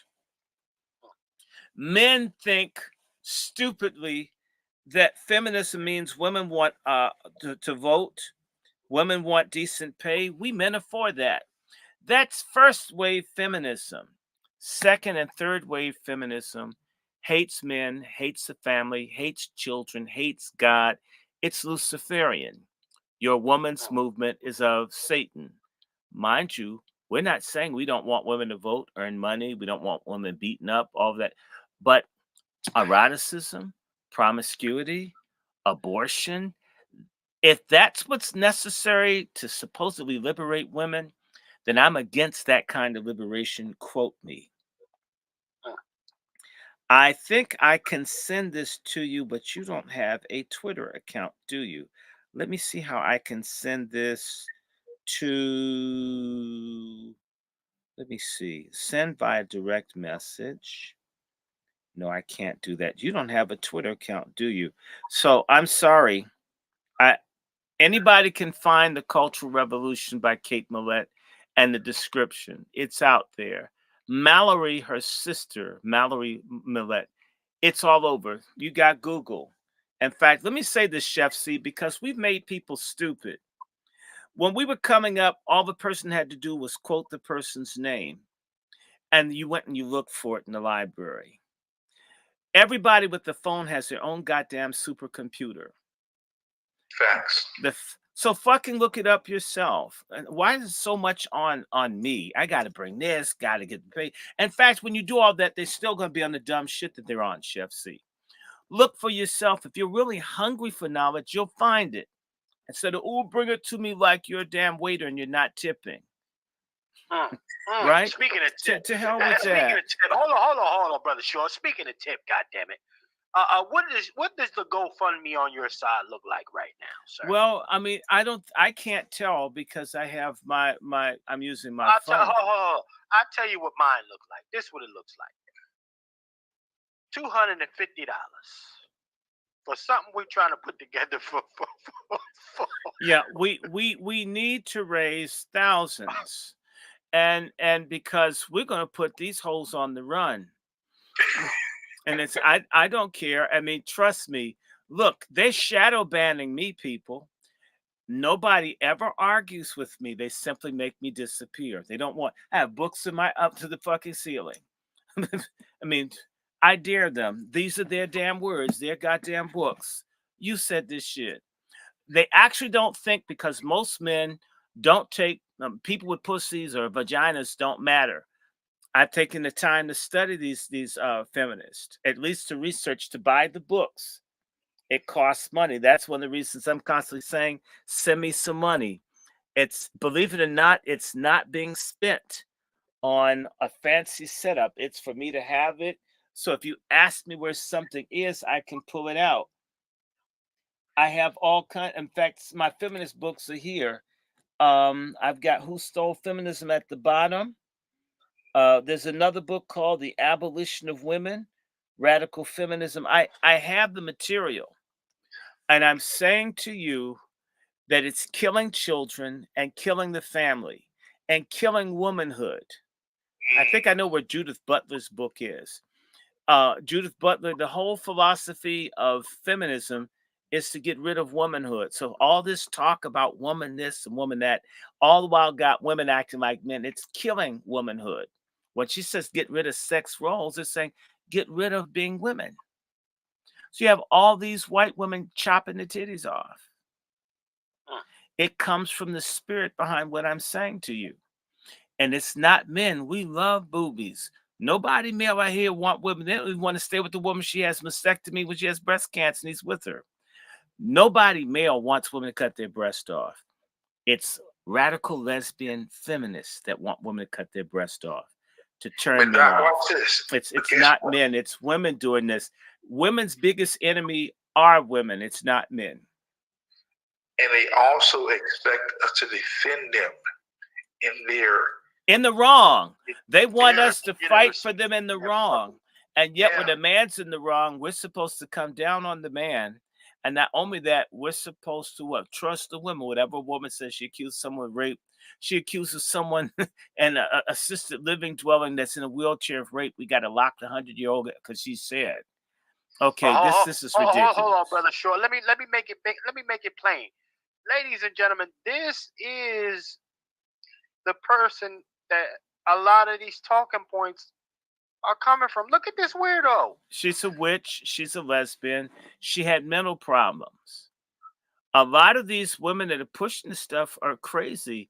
Alice Walker is a basket case. A lot of these women are out. They're certified nuts. And that's who they put up. And it's the same way you'll notice in politics and television. They seem to prefer ugly black women. And they always get the most macho, hard-looking black women to make them leaders. It's never a cute-looking black woman. It's got to be someone that looks like, Yaphet Kotto. Remember him, Juan? You got to get a hard-looking sister that looks like, one of the hobbits from Lords of the Ring. I mean, and then put that and make it out that black men are shallow. Ugly white folk don't make it in politics. Why do ugly black people have to be successful? Yeah, but you know what? Let me make it plain, Brother Dr. Short and Brother Juan. This is the mother of, metaphorically, niggas ain't shit. This is the mother of it. The birthplace of those talking points, that rhetoric and degeneracy comes from a chick that looks like this. This is the mother. Your modern day woman is regurgitating their remix version of what she was spitting out. And she's mentally ill, a miserable drug-using lesbian. That's the reference point to critique black men. Thank you so much, pork chop feminists. Damn. Now, what if we went to a wacky-looking white gay dude to have reference points for black women? This would be bitch to the high heavens. Even the Holy Ghost would get tired of hearing you guys nag. And she's a part of the silent generation, not the boomer. She's 1934. Right. This stuff isn't new. This stuff is old. People need to understand that this whole thing isn't new. But what is new is that we don't talk to each other as black men and black women. Instead, somehow Miss Ann, the same one that was screwing your man and probably eating pickled black penises after he was lynched, and she said it was rape. Now you go to her for advice on all this stuff. This is amazing. The same one who's wearing ermine and pearls because her man's raping you, making you, pick cotton. She's too good to have babies breastfeed off of her low value, low intensity milk. Your children have rickets and her children have fed off your milk, and she's your ally. Wow. I'm just saying that sisters are delusional as hell. A bunch of y'all need to be institutionalized. Going to white supremacist, racist, radical lesbian feminists to guide your life, or you go to the knockoff of white feminists, so-called womanists. That's nothing but white racist feminism, spray painted black. And it's usually the black women who can't get a white woman that become womanists. I said it just like that. Like, lady, who's gonna keep it 100 and really not us on the panel here, but in the chat? Can you really keep it 100 and say you knew that this is the person that a lot of your rhetoric was coming from? I don't need no man. Don't that sound familiar? Niggas ain't shit. Yeah. Well, consider the source. Look at how hard looking she is. I'm telling you, this broad could be a a goblin in the haunted mansion and shit. I mean, trust me, Right. no man's oppressing you. If anything, it's oppression for a man to have to look at your face. Trust me, most men were running to. I mean, we wanted liberation from your ugliness. Okay, please. So watch this. Jeff, keep that up, because I want to read with that little excerpt. Okay. Catherine Murray Millet, September 14th, 1934, died September 6th, 2017, was Praise an American feminist. Ooh, I'm glad she's gone. Ooh. Feminist writer, educator, artist, activist. She attended the University of Oxford and was the first American woman to be awarded a degree with first-class honors after studying at St. Hilda's College, Oxford. She has been described as a seminal influence on second-wave feminism and is best known for her book, Sexual Politics, 1970, which was based on her doctoral dissertation. I want you to read this. Here it is. At Columbia University, journalist Lisa Featherstone, attributes the attainment of previously unimaginable legal abortion, greater professional equality between the sexes, and sexual freedom in part of Millet's efforts. This is an orgy advocate. Of course. Okay. And let me go further. I have another passage I want to share because this is nasty advocate. That's all she is. She is a freaking. There's another one. When I was in divinity school 30 years ago, this no good lesbian witch by the name of Mary Daly. She was at, I think, Boston College, and males couldn't even take her class. She hated men so much. And I want you guys to understand that this feminist thing is satanic. Okay. I want you to hear some of this. For all of you women that say you're Christian, that go to church, and you're feminist and you're liars. You're either following Christ or you're following, some lesbian witch. I'm reading from the section of The Spiritual Dimension of Women's Liberation by Mary Daly. Let me read the whole title of this. I'm not reading the whole thing. Spiritual Dimension of Women's Liberation by Mary Daly. Let me just say this to you. Mary Daly belongs to the National Organization of Women and is active in the Task Force on Women and Organized Religion. She is also active in the Women's Liberation, yes, at Boston College, where she teaches as one of the organizers of the Catholic Women's Caucus. She holds several degrees in theology and philosophy and is the author of The Church and the Second Sex, Harper and Row, 1968, which explores sexism in church history. Now listen, so all you are in church, you wonder why the churches are fucked up. Wonder why the churches are all collapsing for all this bullshit all over the country. I'm going to share with you why. Spiritual potential of the movement. As the women's revolution begins to have effect upon the fabric of society, beginning to transform it from patriarchy into something that never existed before, into a diarchal situation that is radically new. Diarchal meaning men and women separated. Diarchal situation that is radically new. It will, I think, become the greatest single challenge to Christianity to rid itself of its oppressive tendencies or go out of business. Beliefs and values Can you read that portion again, Brother Short, with the Christianity, please? I'll read it again. It's one long-ass sentence. As the women's revolution begins to have an effect upon the fabric of society, beginning to transform it from patriarchy into something that has never existed before. If it's never existed, you don't know how the shit's going to work out, or you don't care. Come on. That never existed before, into a diarchal situation that is radically new.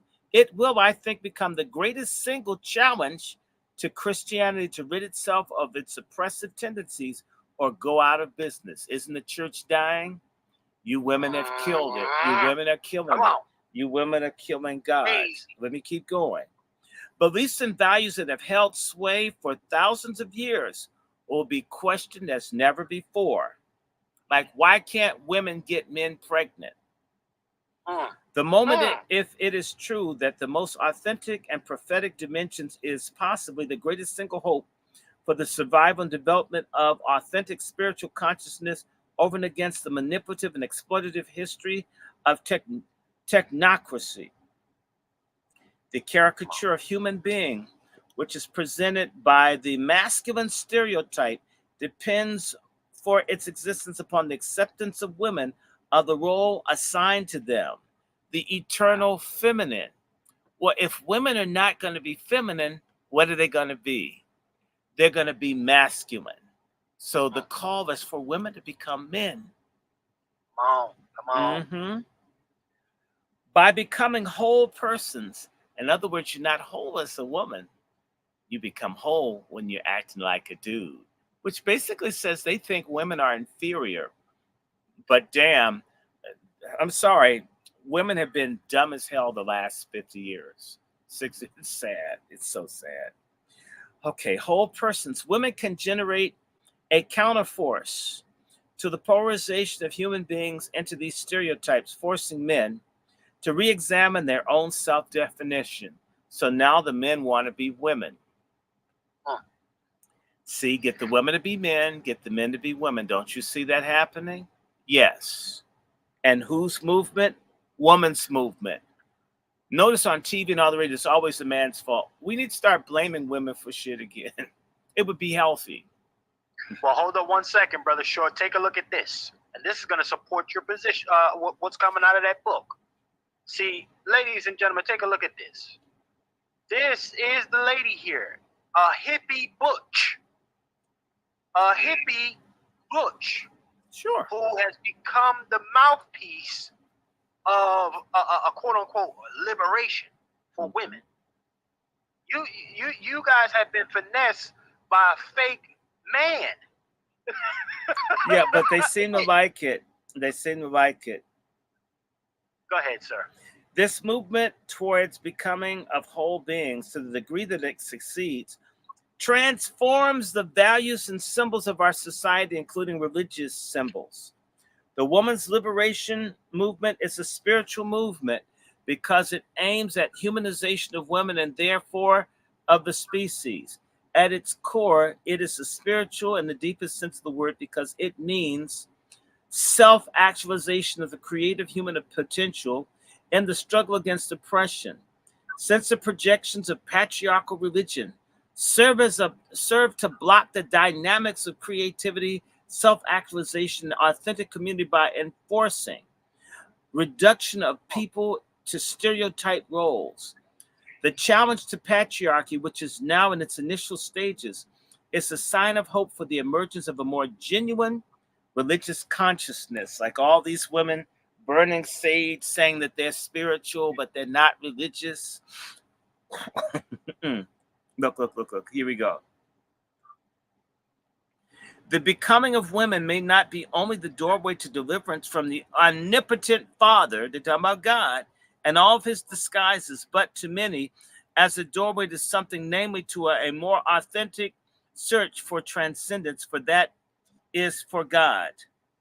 Women's liberation is an event that can challenge authoritarian, exclusivist, and non-existential ideas of faith and revelation. Since women have been extra environmentals, that is, since we have not been a part of the authority structure which uses faith and revelation to reinforce mechanisms of alienation, our emergence can unmask the idolatry often hidden behind these ideas. There could result from this becoming of a woman with re-mythologizing Western religion. That means overturning and making a new religion, people. If it means for the parental symbols for God to persist, something like Father God of Mary Baker Eddy will be more acceptable to the new woman and the new man than the Father God of the past. So they're talking about a non-binary creator. They're deifying homosexuality and gender dysphoria. Come on. The women did this. Women did this. This is your movement. It's your movement. a symbolization of the incarnation of the divine presence in human beings may continue to be needed in the future, but it's highly unlikely that women or men will find plausible that symbolism which is epitomized in the Christ-Mary image. Perhaps this will be replaced by a bisexual imagery, which is non-hierarchical. Come on. The becoming of women can bring about the transvaluation of values. Faith can come to be understood in a non-authoritarian and universalist sense.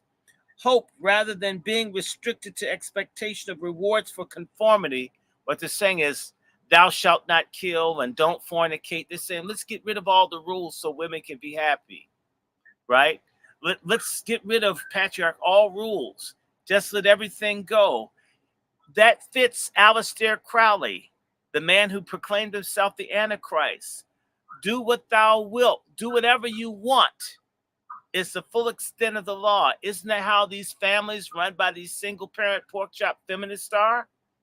It's satanic. It's Luciferian. Says the wages of sin is death. Isn't there a lot of death in these communities?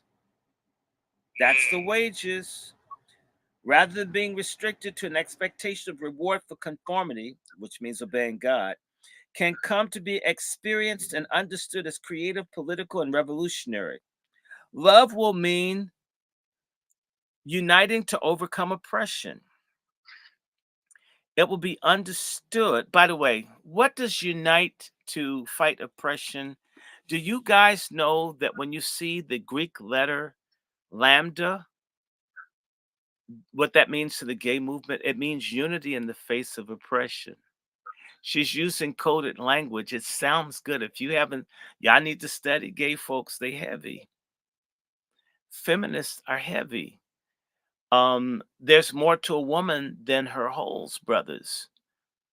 I'm sorry, black men, we support our sorry mayor in DC. She has a big ass. She's got a big ass. It doesn't matter if blacks don't get any contracts. She's got a fat ass. The feminists are counting on black men to be the dumb fuck, dick brain fools that we've been for the last 60 years. We're still acting like busting a nut is like walking on the moon. Maybe it is for you as an individual, but not for us as a collective. There's more to life than fucking.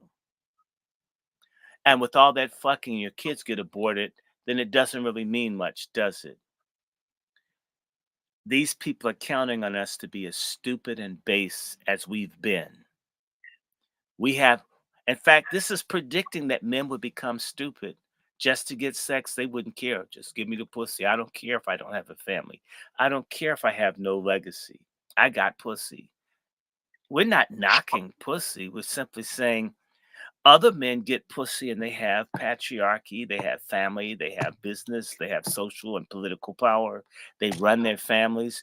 You mean pussy's so good until you throw everything else away. And that's a fucking lie if you say so, because men kill women and beat up women every day over small chump change, over kids. But we've made pussy a god in the black community, men, and act as if it's all that, because if it were all that, so many of us wouldn't be bi and trisexuals. Oh, yes, I did. And pedophiles and other things. And if black pussy's so good, why do you fuck white women all day? And now Latinas. I'm so tired of black liar males. Damn. Let me keep going. It will be understood that the most loving thing one can do for the oppressor is to fight the oppressive situation that destroys both the oppressed and the oppressed. She's hinting that this is patriarchy. Suffering, which has been so highly esteemed in Christianity, will be seen as acceptable not when objectively submissive and endure it, but when experienced in the struggle for liberation. The ethic emerging in the struggle has its main theme not in prudence but existential courage. This is the courage to risk economic and social security for the sake of liberation. We know that black families do best when it's a man and a woman. She's saying, let the man go. Let's risk all of that to be whatever this damn freedom is. when the women get their asses beat twice or 3 times or 4 times as often with the woman than the man. But we know domestic violence is all male. That's a damn lie. But, anyway, let me go back because facts don't matter. It means not only risking loss of jobs, friends, and social approval, but also facing nameless anxieties encountered in the new and uncharted territory. She's talking about the gay lifestyle. There's anxiety of meaningless that can be overwhelming at times when the old simple meanings, role definitions, and life expectations have been rooted out and rejected openly, and a woman emerges into a world without models.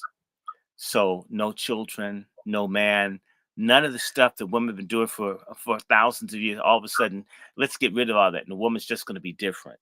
Okay. There is also the anxiety of guilt over refusing to do what society demands. In our instance, refusing to do what Black society needs to form families, to be wives, to be mothers, to be grandmothers, to be sisters. We're not going to do that no more. As the women say in our community, I ain't doing all of that. They don't explain what it is. What they're really saying is, I'm not going to be the kind of women that we used to have in our group. I'm going to be this new kind of bullshit woman. What did Kim Sanger say? Die alone. Mm-hmm. Now, here we go. There's also the anxiety of guilt over refusing to do what society demands, an anxiety which can still hold a woman in its grip long after the guilt has been recognized as false. To affirm oneself and one's sisters in the face of all of this requires courage. Such courage expresses itself in sisterhood. Sisterhood is code for lesbianhood, ladies. Which is not at all merely the female counterpart of the brotherhood. Exactly, not nearly the brotherhood. Huh? Sisterhood is a revolutionary fact. It is the bonding of those who have never bonded before. Bonding, fucking. Let's call it what it really is. Okay. Let's call it what it is. Pansexual. That's what Okay. she is. Okay. Bonding. Let me go back. The bonding of those that have never bonded before for the purpose of overcoming sexism and its effects, both internal and external. It is the coming together of those who are oppressed by sexual definition. Sexual definition meaning being feminine. So let's not be feminine together. Understand, it's not what they're saying, it's what's implied. The Christian churches have been fond of preaching the brotherhood of man, which included women, incidentally, as baggage. However, the concept have never been realized because brotherhood and patriarchy, despite frequent attempts to universalize the term, is exclusive and divisive. Brother means us versus them. It begins by excluding women as the other, and it continues its divisiveness from there, cutting off the other by familial, tribal, racial, national, economic, and ideological categories.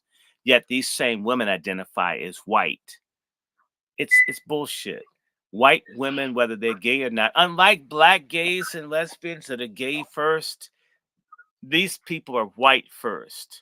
The only people that put their religion and everything ahead of their ethnic identity are coon-ass Black people, whether they're sexuality coons, religious coons, there's some kind of coon that have no recognition of who and what God made them as. That's sort of ancillary.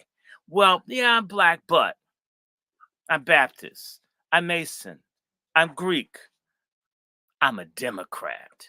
That's the big shit now. Women are learning to be aware that brotherhood, even when it attempts to be brotherhood, means male universalism. The churches, the peace movement, the New Left, for the most part, fail to notice the need for change in the situation of more than 50% of the female membership of the groups to which they would extend their brotherhood. The sisterhoods of patriarchal society have really been many brotherhoods, allowing male models to serve and serving male purposes. The religious sisterhoods within the Catholic Church, for example, have been male-dominated according to canon law. These communities though they have often an alternative to marriage and attracted some gifted women, have used the word sister in an elitist and divisive sense, and have supported the ideology of sexism. The sisterhood of a women's liberation involves a strategic polarization, which is different from all of this. It implies polarization for the sake of women's internal wholeness or oneness, because, as it in all cases of oppressed groups, women suffer from a duality of consciousness. We have internalized the image that the oppressor has of us. Again, she's talking about femininity. So it's wrong for us to think women should be feminine. Wow. And man, this is when you see all these brute-looking women out here, this is now part of our culture. It must go, people. Let me keep going. Where is it? Wait. Oh, for what? Okay. Okay. It has divided us against ourselves and against each other by self-hatred. We can only overcome this by bonding with each other. Sisterhood implies polarization also for the sake of political oneness to achieve liberation. However, it is an essential dynamic is directed to overcoming the stereotypes that reduce people to the role of the other. That is, it points towards a unity deeper than most theologians are capable of envisaging. I'm sorry. Despite a great amount of ink that has been spilled on the subject of the bonds of charity. Sisterhood is an event that is new under the sun. It is healing, revolutionary, and revelatory, which is what the Christian Brotherhood has claimed to be, but failed to be. It is a war with the idols of patriarchal religion, but it is in harmony with what is authentic in the ideas of religious traditions. In this sense, the movement in its deepest dimension is both anti-church and church. It has the potential to release the authentic values that have been distorted and suppressed by the sexism of the synagogue and church.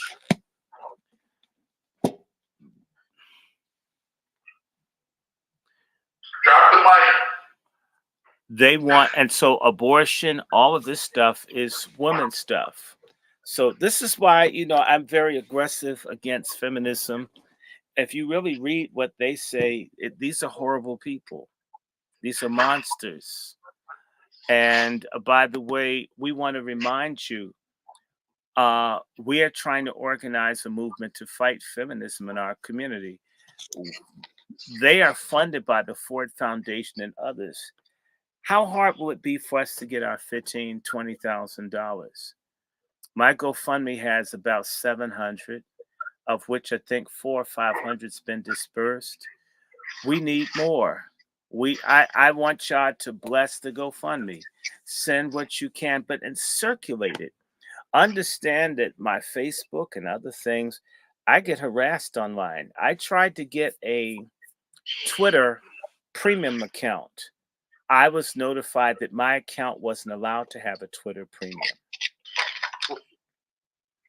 And so trust me, there are people standing in, they're terrified of what some of us would do if we had.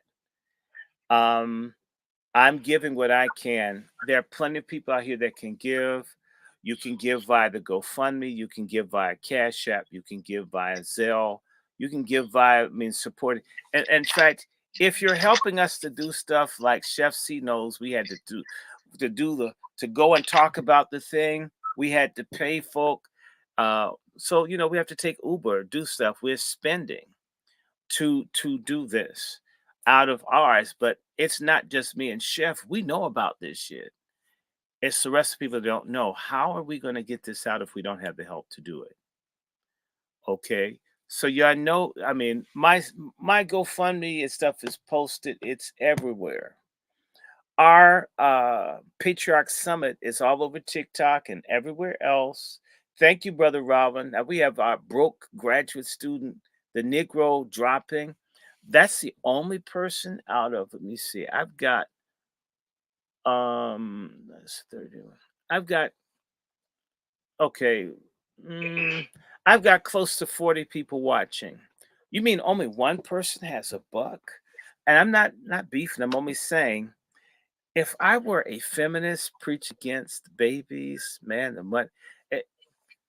If we don't put some money on what matters, we are doomed. I'm not the only person. My thing is, you take someone like Star, you take someone like Quiet Scale, you take somebody like Brother Robin. There are people who are constantly, if you don't ask them, they just do it. It doesn't have to be a lot, but do something. That's a fact. I have 21.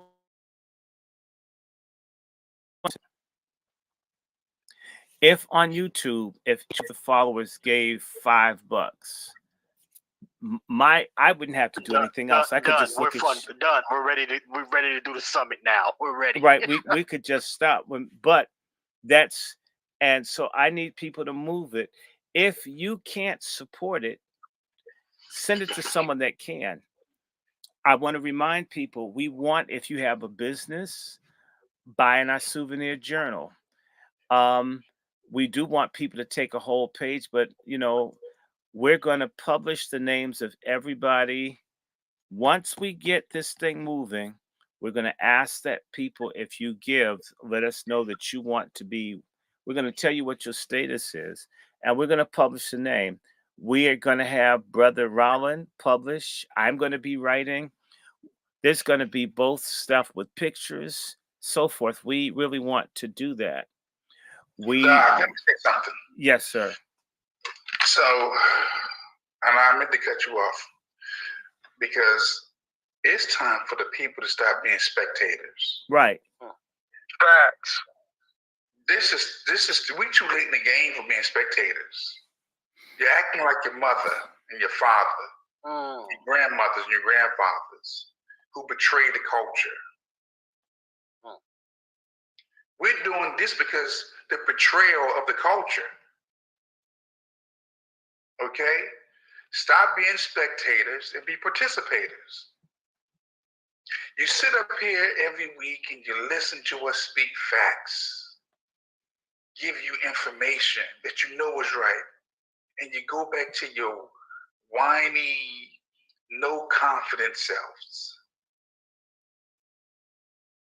That's why, man, I take to heart when Peter said, save yourself from these Negroes.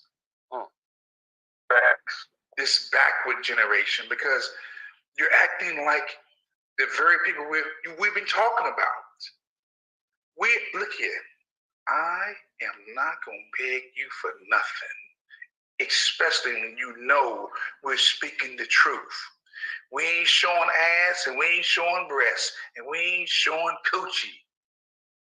We ain't showing no foolishness. And if you can sit here for 2 or 3 hours and listen to us, give you the facts and the stats, and you still hesitant, off with your head too. I'll step over your carcass. And speaking of that, I haven't eaten today. I had 2 bags of chips. I need to eat something. And so I've been running, and I went to see the doctor for me. I'm glad I did that. But from there, I went into a meeting to talk with the person that created the Platinum Plan for Trump, to talk about what Black folks need to have. So the conversation I had today is going to go directly to the front runner for president. Believe it or not. Well, they don't know. I'm telling people, even though, and I'm not exaggerating. And I know you're not exaggerating. I'm saying that. Get so used to you, Doc. Well, no, it's not so used. I don't. Everything doesn't look the same. Everybody doesn't. I don't run around and say I did this, I did that. That's I don't know. God gets the glory. It isn't about me. Well, let me say this, Doc. My lot is not going to be like an Amos Wilson, who died broke, right? Who begged and pleaded for them to support them. Yeah. And one of the most gifted, the smartest minds that this country ever birthed, Amos Wilson. Right. Well, we're not going to be broke. We're going to be working with businesses and other things, but this is the thing I want people to understand. And this is what our folks have to understand. There are people that will pour money on the Patriarch Summit that aren't even Black. But it will make people look foolish that people who may even be racist would give faster than Black folks who consider themselves decent people. So you And know that's the sad part. And That's so the the truth. scriptures say, where the heart is, there is the treasury. You mean that means we hate ourselves and how we use our money. Okay, you hate self. And so, and this is an example. So it's not like, if we were throwing a big booty party, we would have beer, bring it, it'd be no problem. And so, I mean, I'm clear that we're gonna get what we're supposed to have.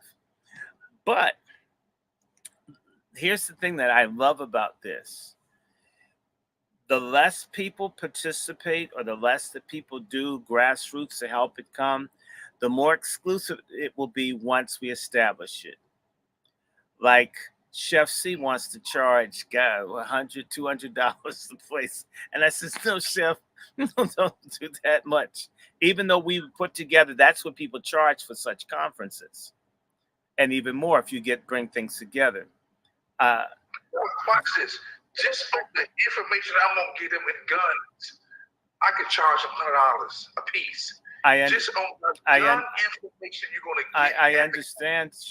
Look, maybe we'll push it up 100 because of the thing. But what happens when we succeed? This won't be a come as you are type thing. We're not running a Christian mission. People that come to this are going to have to come with resources and a mind to work. And so there's no begging, none of that. We're doing it now. Did they messing with you, doctor?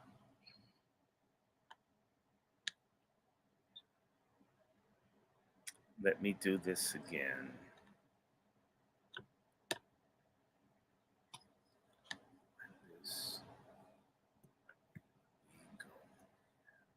And I'm almost done. I need to stop. I need to eat something. Okay. But I'm gonna bring Brother Short up real quick. Let me see, Brother Short. Are you back, sir? Are you live? I hope so. Yes, sir. You are. So what I said is very simple.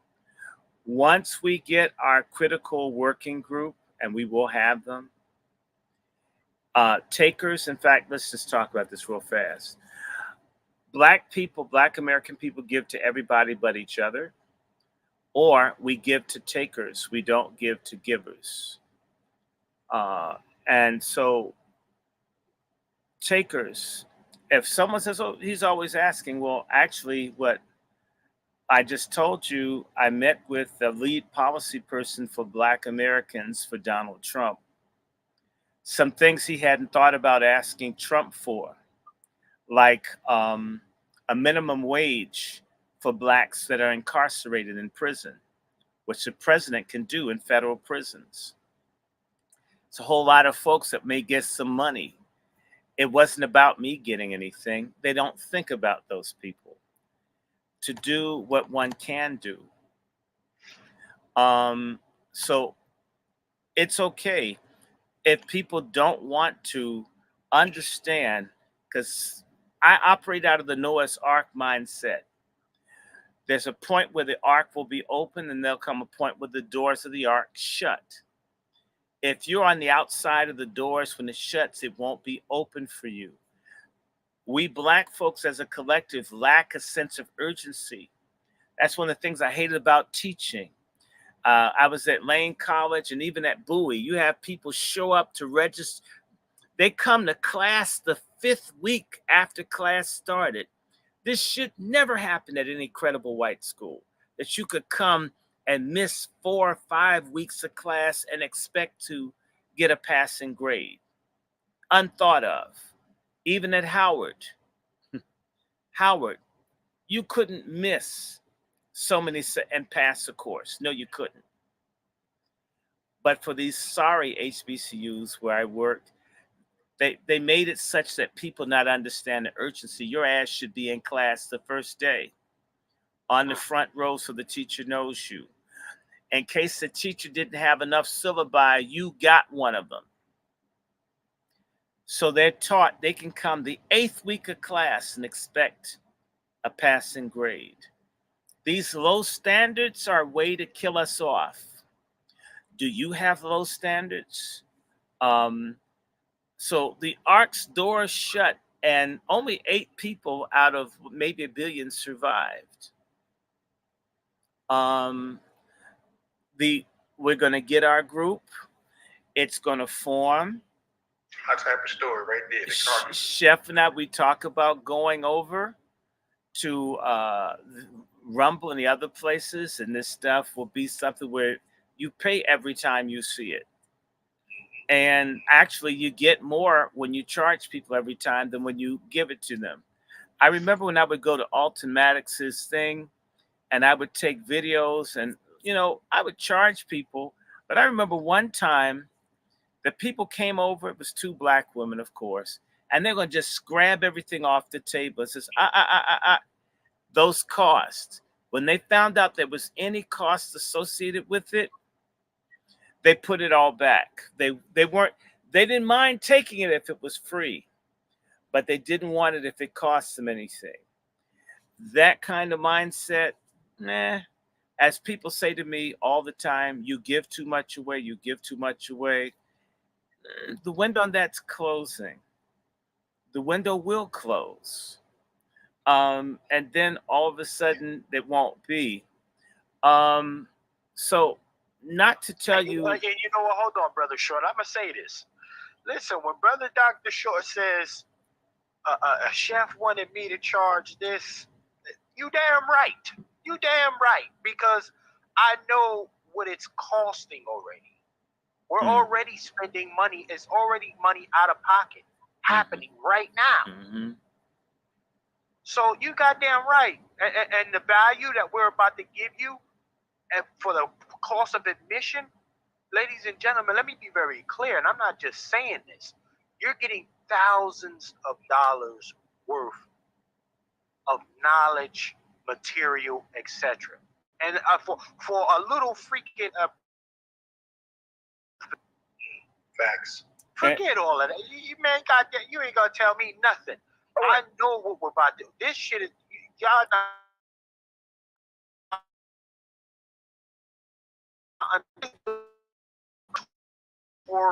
all this sit around and clap your hands and do the motherfucking electric slide shit going on here. This is not that. Right. Well, that's for the people that want it. I want to do a shout out to Brother Battle,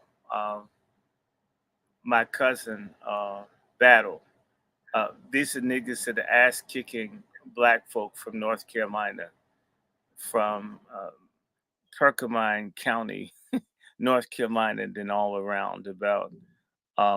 We're gonna be okay, but I need to eat, Chef. See, I haven't eaten all day other than well, two. Sir, I'm definitely ready to conclude, but nonetheless, I just want to reiterate that, ladies and gentlemen, when I tell you, okay, we give you nigga shit with real shit, and we plan to deliver nothing but value on this August 24th, ladies and gentlemen.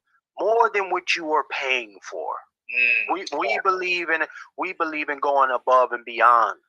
Okay, we're the Kamala Harris of black consciousness. You couldn't wait to get that fucking one. Now, see, now y'all understand. We're gonna go way down and touch you. Pause. Yeah. Pause. Yo, hey, can I comment on this whole situation? I find it messed up, community, that you guys will back people who you know that's a failure in our community, who's a proven track record of being a failure in our community. You know who these people are. I'm not going to put names and jackets on them. Sharpton. You know, we can even get to the intellectuals, too. We got them, too. Conman West.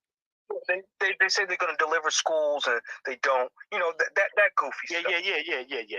Right now, what we're trying to talk about here is actually build a cohesiveness for men, by men.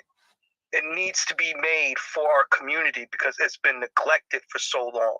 It was neglected by white folks, neglected by other black people in our community. It's time for us as a community, black men, and people who support black men and understand the importance of having black men in leadership. Shout out black to us. men the tools that is needed for our survival so that we can make it over to the next day. Because we will get what's owed. We will get what's owed. But we need a strong, solid brothers, all in one band, one mind, one band, one sound on these issues and things. We really need this, fam. We really do. And we're not, it's not just the brothers. Once we get the brothers together, let me just contrast this. We have a lot of black women first politicians everywhere as mayors. They're fuck ups for the most part, almost all. When I'll tell you something, when the black men were elected to office, they tend to look out for everybody. When black women get elected, I'm sorry, they look out for themselves. There's a selfishness and narcissism in your black pork chop feminist Democrat politicians. The men aren't much better, but the women by far are the worst. I mean, you see it everywhere. DC is the best example. And not just, I mean, Lori Lightfoot in Chicago, the one that started Cop City in Atlanta, you keep seeing them over and over again. And nobody, Keisha Bottoms. Yeah, nobody wants to talk about it. When men get empowered, and I need to remind all of the black women who are feminists out there listening, throughout the South, it wasn't until black men got elected, until black men were able to get into the Southern legislatures, that women got property rights, all of the rights that women have, where black people live in numbers until, except for in the North. It's because black men, after fighting in the Civil War, fought for women to be included. It wasn't white men. The basis of women's rights in this country, black women's rights, comes from black patriarchy. And so, you know, I don't give a damn about what any black feminist says. In fact, I deliberately communicate in such a dismissive way because that's the only thing that they're going to understand is being driven out of their off-code square. And so if it comes across as harsh or rude, it's meant to be. There's no nice way to tell someone you're out of order, you're destroying the community. So the more aggressively we do it, in fact, we want this to be contagious. Look at the freedom by which I dog pork chop feminists. All of you men out there need to start copying this, not towards your wazis. What I'm saying is once these men get empowered, we're going to work with our sister stars. Sister E. That's we're already working it. We've already picking women that we want to help empower across the country. When the women have stuff, they don't think about empowering men. They make programs and they don't even help all women. It's women have failed in political leadership, almost all. You'll almost never see a woman get power and come up with a public policy program that lifts up a large mass of people. It tends to be very limited. Like Me Too is only helping a certain number. The women that get raped in the army and the women that get raped in prison and the women that get raped in schools, Me Too hasn't said a goddamn thing about it. And that's how you women operate. It's very personal. Women tend to deal with stuff in a very narrow frame. I'm just calling it what it is. Men tend to deal more broadly. Women are meant that narrow is to take care of the family. But what's happened is they don't take care of the family anymore. And when they get to a position of power, they still are operating narrowly. Brooke, it may hurt your feelings. Show me a woman that gets elected that has a mass program for people. It doesn't exist. It has to hurt women's feelings, but we men's feelings get hurt all the time. Hearing we're not shit, we don't do this. We've got to put women everywhere because all black men have failed. You know, I've been listening to this for about 50 years, and watch this. Says, I don't see the women doing any better. In fact, I see them doing worse than the men who were flawed. It's no, the good women did get chosen. The women that were righteous got chosen when you had a movement among men. When black men were doing what they were supposed to do, there were black women that they got behind. Black men got behind Fannie Lou Hamer. The righteous black women got helped when black men were being empowered. When black men got kicked out, then this slut hole icon of woman got into the position.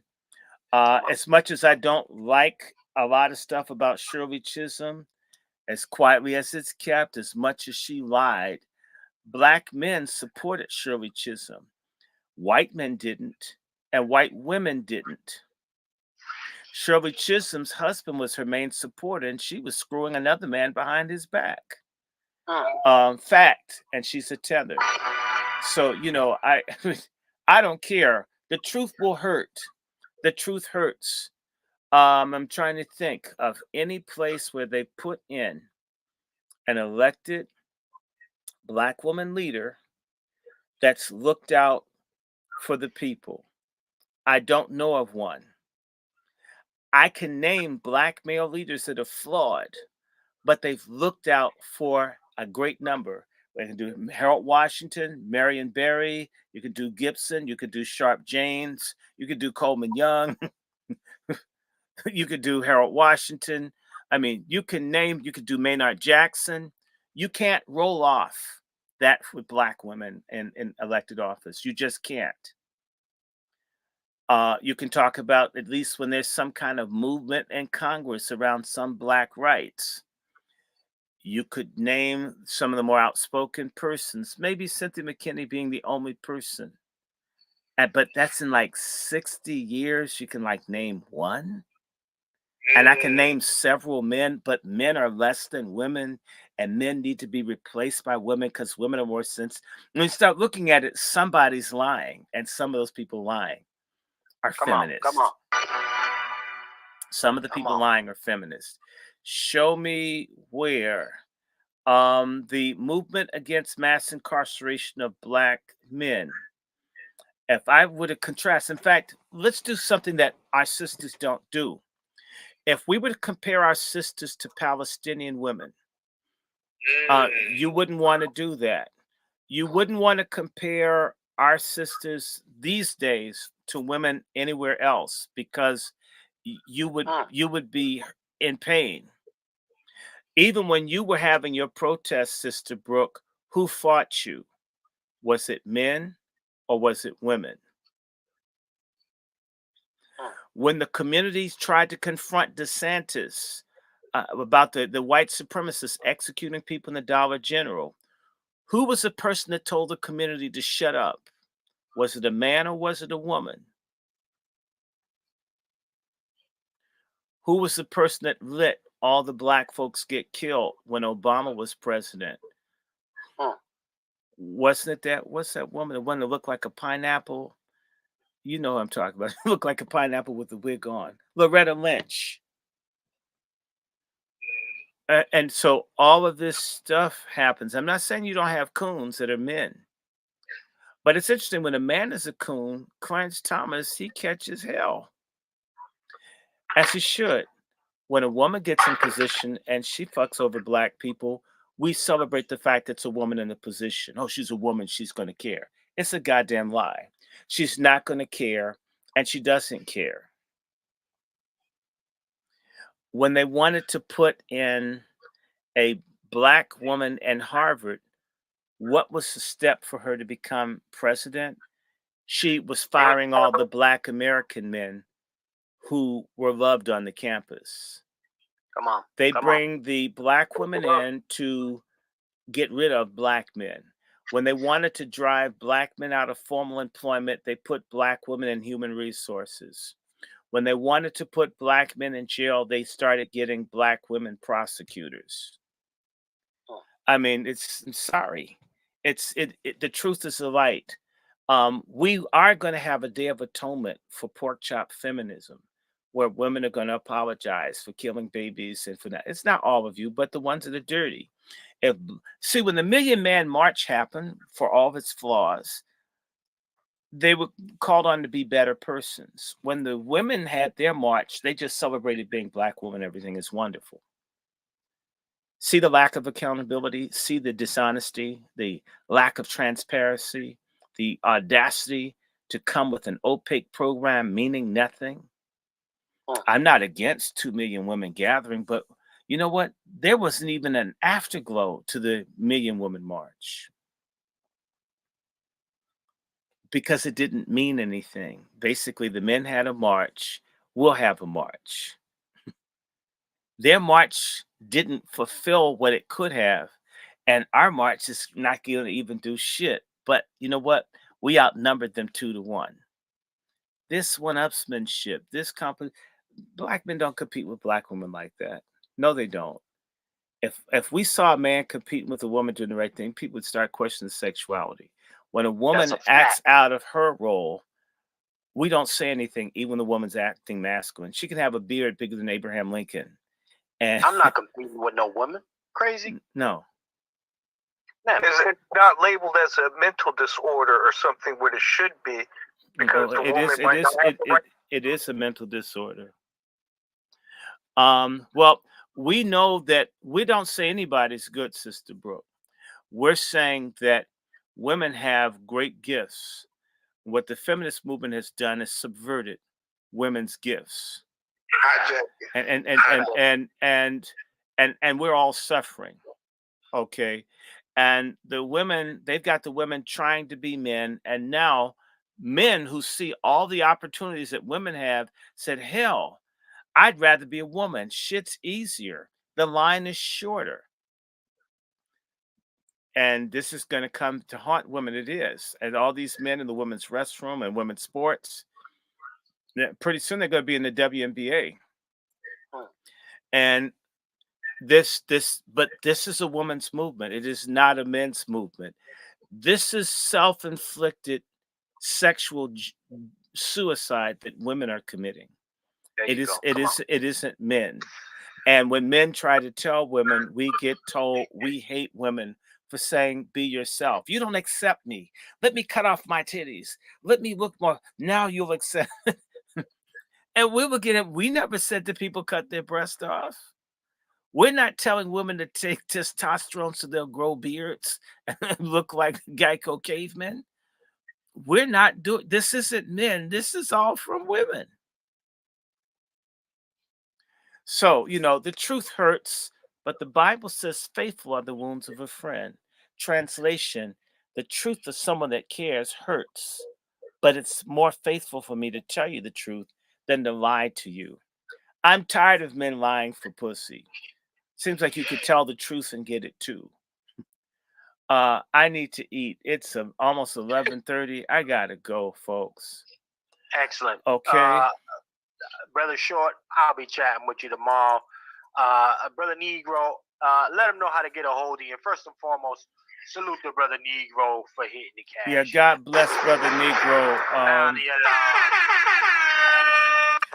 Sister Brooke, before you go, Sister Brooke, you've got the name. Who was the MC for the reparations rally? Chef C needs to know the name, Sister Brooke. She works with Tariq. Forgive me, I don't know everybody's name. The woman that was doing the MC for Tariq's rally. Is it Zizi? Forgive me for not remembering everybody's name. I don't want to get it wrong. Okay, it's Lalia Lopez. Chef C. Lalia Lopez. Lalia Lopez. Lopez. Yes. Wait. Don't blame me. I'm only telling you what Sister Brooke is telling me. Don't talk to me like I'm only repeating. I'm not throwing no Lopez on my girl Vicky Dillard now. I'm gonna have to throw on the gloves. Listen, listen. Okay, never mind. I got the name now. I know what. Yeah. Lila Lopez. Okay, yeah, we're gonna keep on moving, brother Negro. Let them know how they can get a hold of you, sir. What you got shaking and coming down the Yes. You can find us always on Twitter. We're in X, and also we're in Delaware. We're gonna be setting up HQ in Delaware now. Oh, yes, so yes. It's, also, we'll be at the PAT Summit, Patriarchy Summit. We'll be talking about God and civics and how to incorporate into our business to live upright and do some better things for our community. And have some good projects. So I'm very, very excited about that. And I'm also very excited about this Patriarchy Summit, family. It's something that's much needed. I like the time where we used to have the brothers brunches and stuff and brothers met, but now we can actually get down to do some more business. I like that. More business and moving forward as a people. But you can always find us on X, in the Negro Black Knights Heritage Club on X. You can also find us on all the black media outlets as well. So like and share, subscribe, and make sure you hit the cash app for the Patriarchy Summit. We need, this is something that matters. Put your money where your mouth is. That's what they say in Texas. Like I've been down there where they swinging and banging. And that's the only place that you need to put money. Don't be like Kamala. Salute to the brother Negro. Brother Juan J. Johnson, sir. Let them know what you got shaking, what's coming down the pipeline, how they get a hold of you, sir. Juan J. Johnson. Always guns, always training, and always trying to give you something that you can use for your daily life. Go to Juan J. Johnson on Facebook. Go to Juan J. Johnson on social media, social X or Twitter. Go to Global Farms Training on YouTube. And you can catch me on these Patriarch stations on your neck.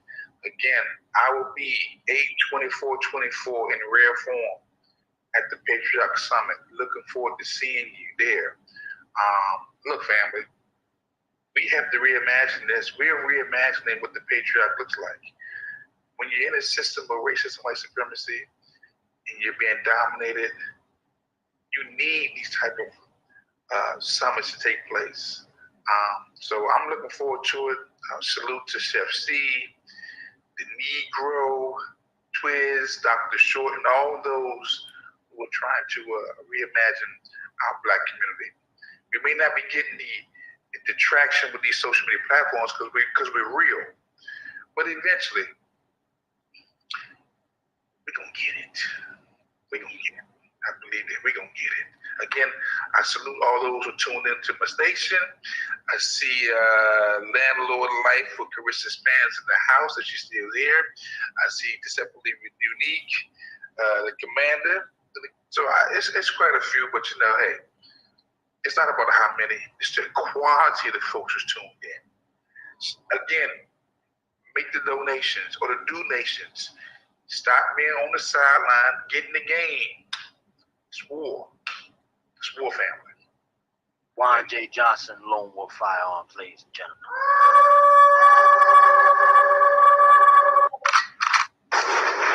Yes, indeed. Brother Dr. Short, sir, any last words from you, sir, coming down the pipeline?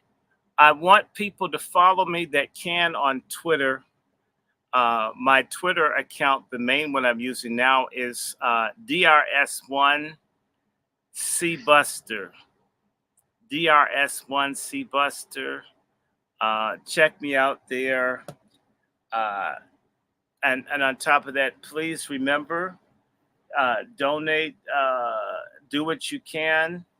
You can always bless us through Zelle or PayPal at wrandyshort@gmail.com as well. You may write me. I do write people back. And of course, the Cash App is $ Dr. Randy Short. Do prayers. We want to remind people I'm going to be doing other things. We're going to go back to doing sermons. I think this week I took a 2-week break. You will hear some spiritual words on Sabbath. Also, I want people to be aware. Please be on the lookout and keep prayers going for me to do more writing for major news platforms. My radicalism may be toned down, but trust me, I'm always going to talk about the old MFM. We need our MFM, and we're going to keep pushing for that. I want to encourage everybody to share the content. Share, like, move this around. Understand that we were reaching about 5,000 or 6,000 people per broadcast, and they've reduced it down to about 700. They absolutely didn't like what we were doing. They locked almost all my videos. So the only time that people watch my videos, they shadow ban it so heavily, is when I'm live. The minute I stop going live, it's as if people don't watch the videos. It's not true. So when you look for stuff, understand you're not allowed to see me. I'm not doing anything. We're going to change that. So I put up my Twitter, DRS1C Buster. Of course, if you want to bless, we have the GoFundMe, the Patriarch Summit. We've got Cash App, $ Dr. Randy Short. And through Zelle or PayPal, you can send at wrandyshort@gmail.com. If you have guests, people that you think should come, if you want to write an article, if you know a business that would like to place an ad, if you have an essay, we're working on a website, so we need another $300-400 for the website. We want to be able to show your videos. We're looking for writers, we're looking for artists, we're looking for all of that.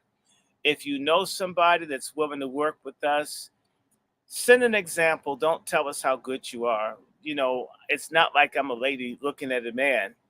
I'm a person trying to find out who has the talent. Demonstrate what you have. Don't boast me how good you're in bed. Just send me evidence of your work that's yours, and maybe we can work with you. A lot of good things are happening. Let people know that have businesses, they want to be there. We're going to be encouraging people. In fact, Sister Brooke, why not bring or send some samples down? People who have businesses, we're about business. If we don't make, then we have to consume what other people make. So that's where our head is. MFM, God bless you. Who you going to call? Coon Buster. We will be free. Let me stop here. Good night, everybody. Most definitely, ladies and gentlemen, Brother Dr. Randy Short. Salute to Brother Dr. Randy Short, ladies and gentlemen. I'm going to say my piece. Now, we're looking at a situation here where the lack of patriarchy has an origin story. And without knowing the lack or the absence of it, you can't pinpoint why these things are happening. But now we find out that there's a witch. We find that there is a witch who may have cursed us. The big bad Butch. On his way out. The big bad Butch. And ladies, when you start to discuss and look at the absence of what makes you a true feminine or a true patriarch, you got to understand that these are moving parts that are way beyond what you can fathom in the day-to-day. So with that being said, ladies and gentlemen, support the movement. Patriarch Summit. We look forward to seeing all of you. QR codes are right there on the screen. Y'all scan them. Support us as we are moving forward. We're going to move forward with this thing. And we can only get it done with your support, ladies and gentlemen. So with that being said, I want to thank everybody for joining us here today on their next podcast for Pat Talk number 29. Ladies and gentlemen, with that being said, in a system of white degeneracy, you stand for nothing, you fall for anything. My name is Chef C, and I'm out. Catch you on the flip side.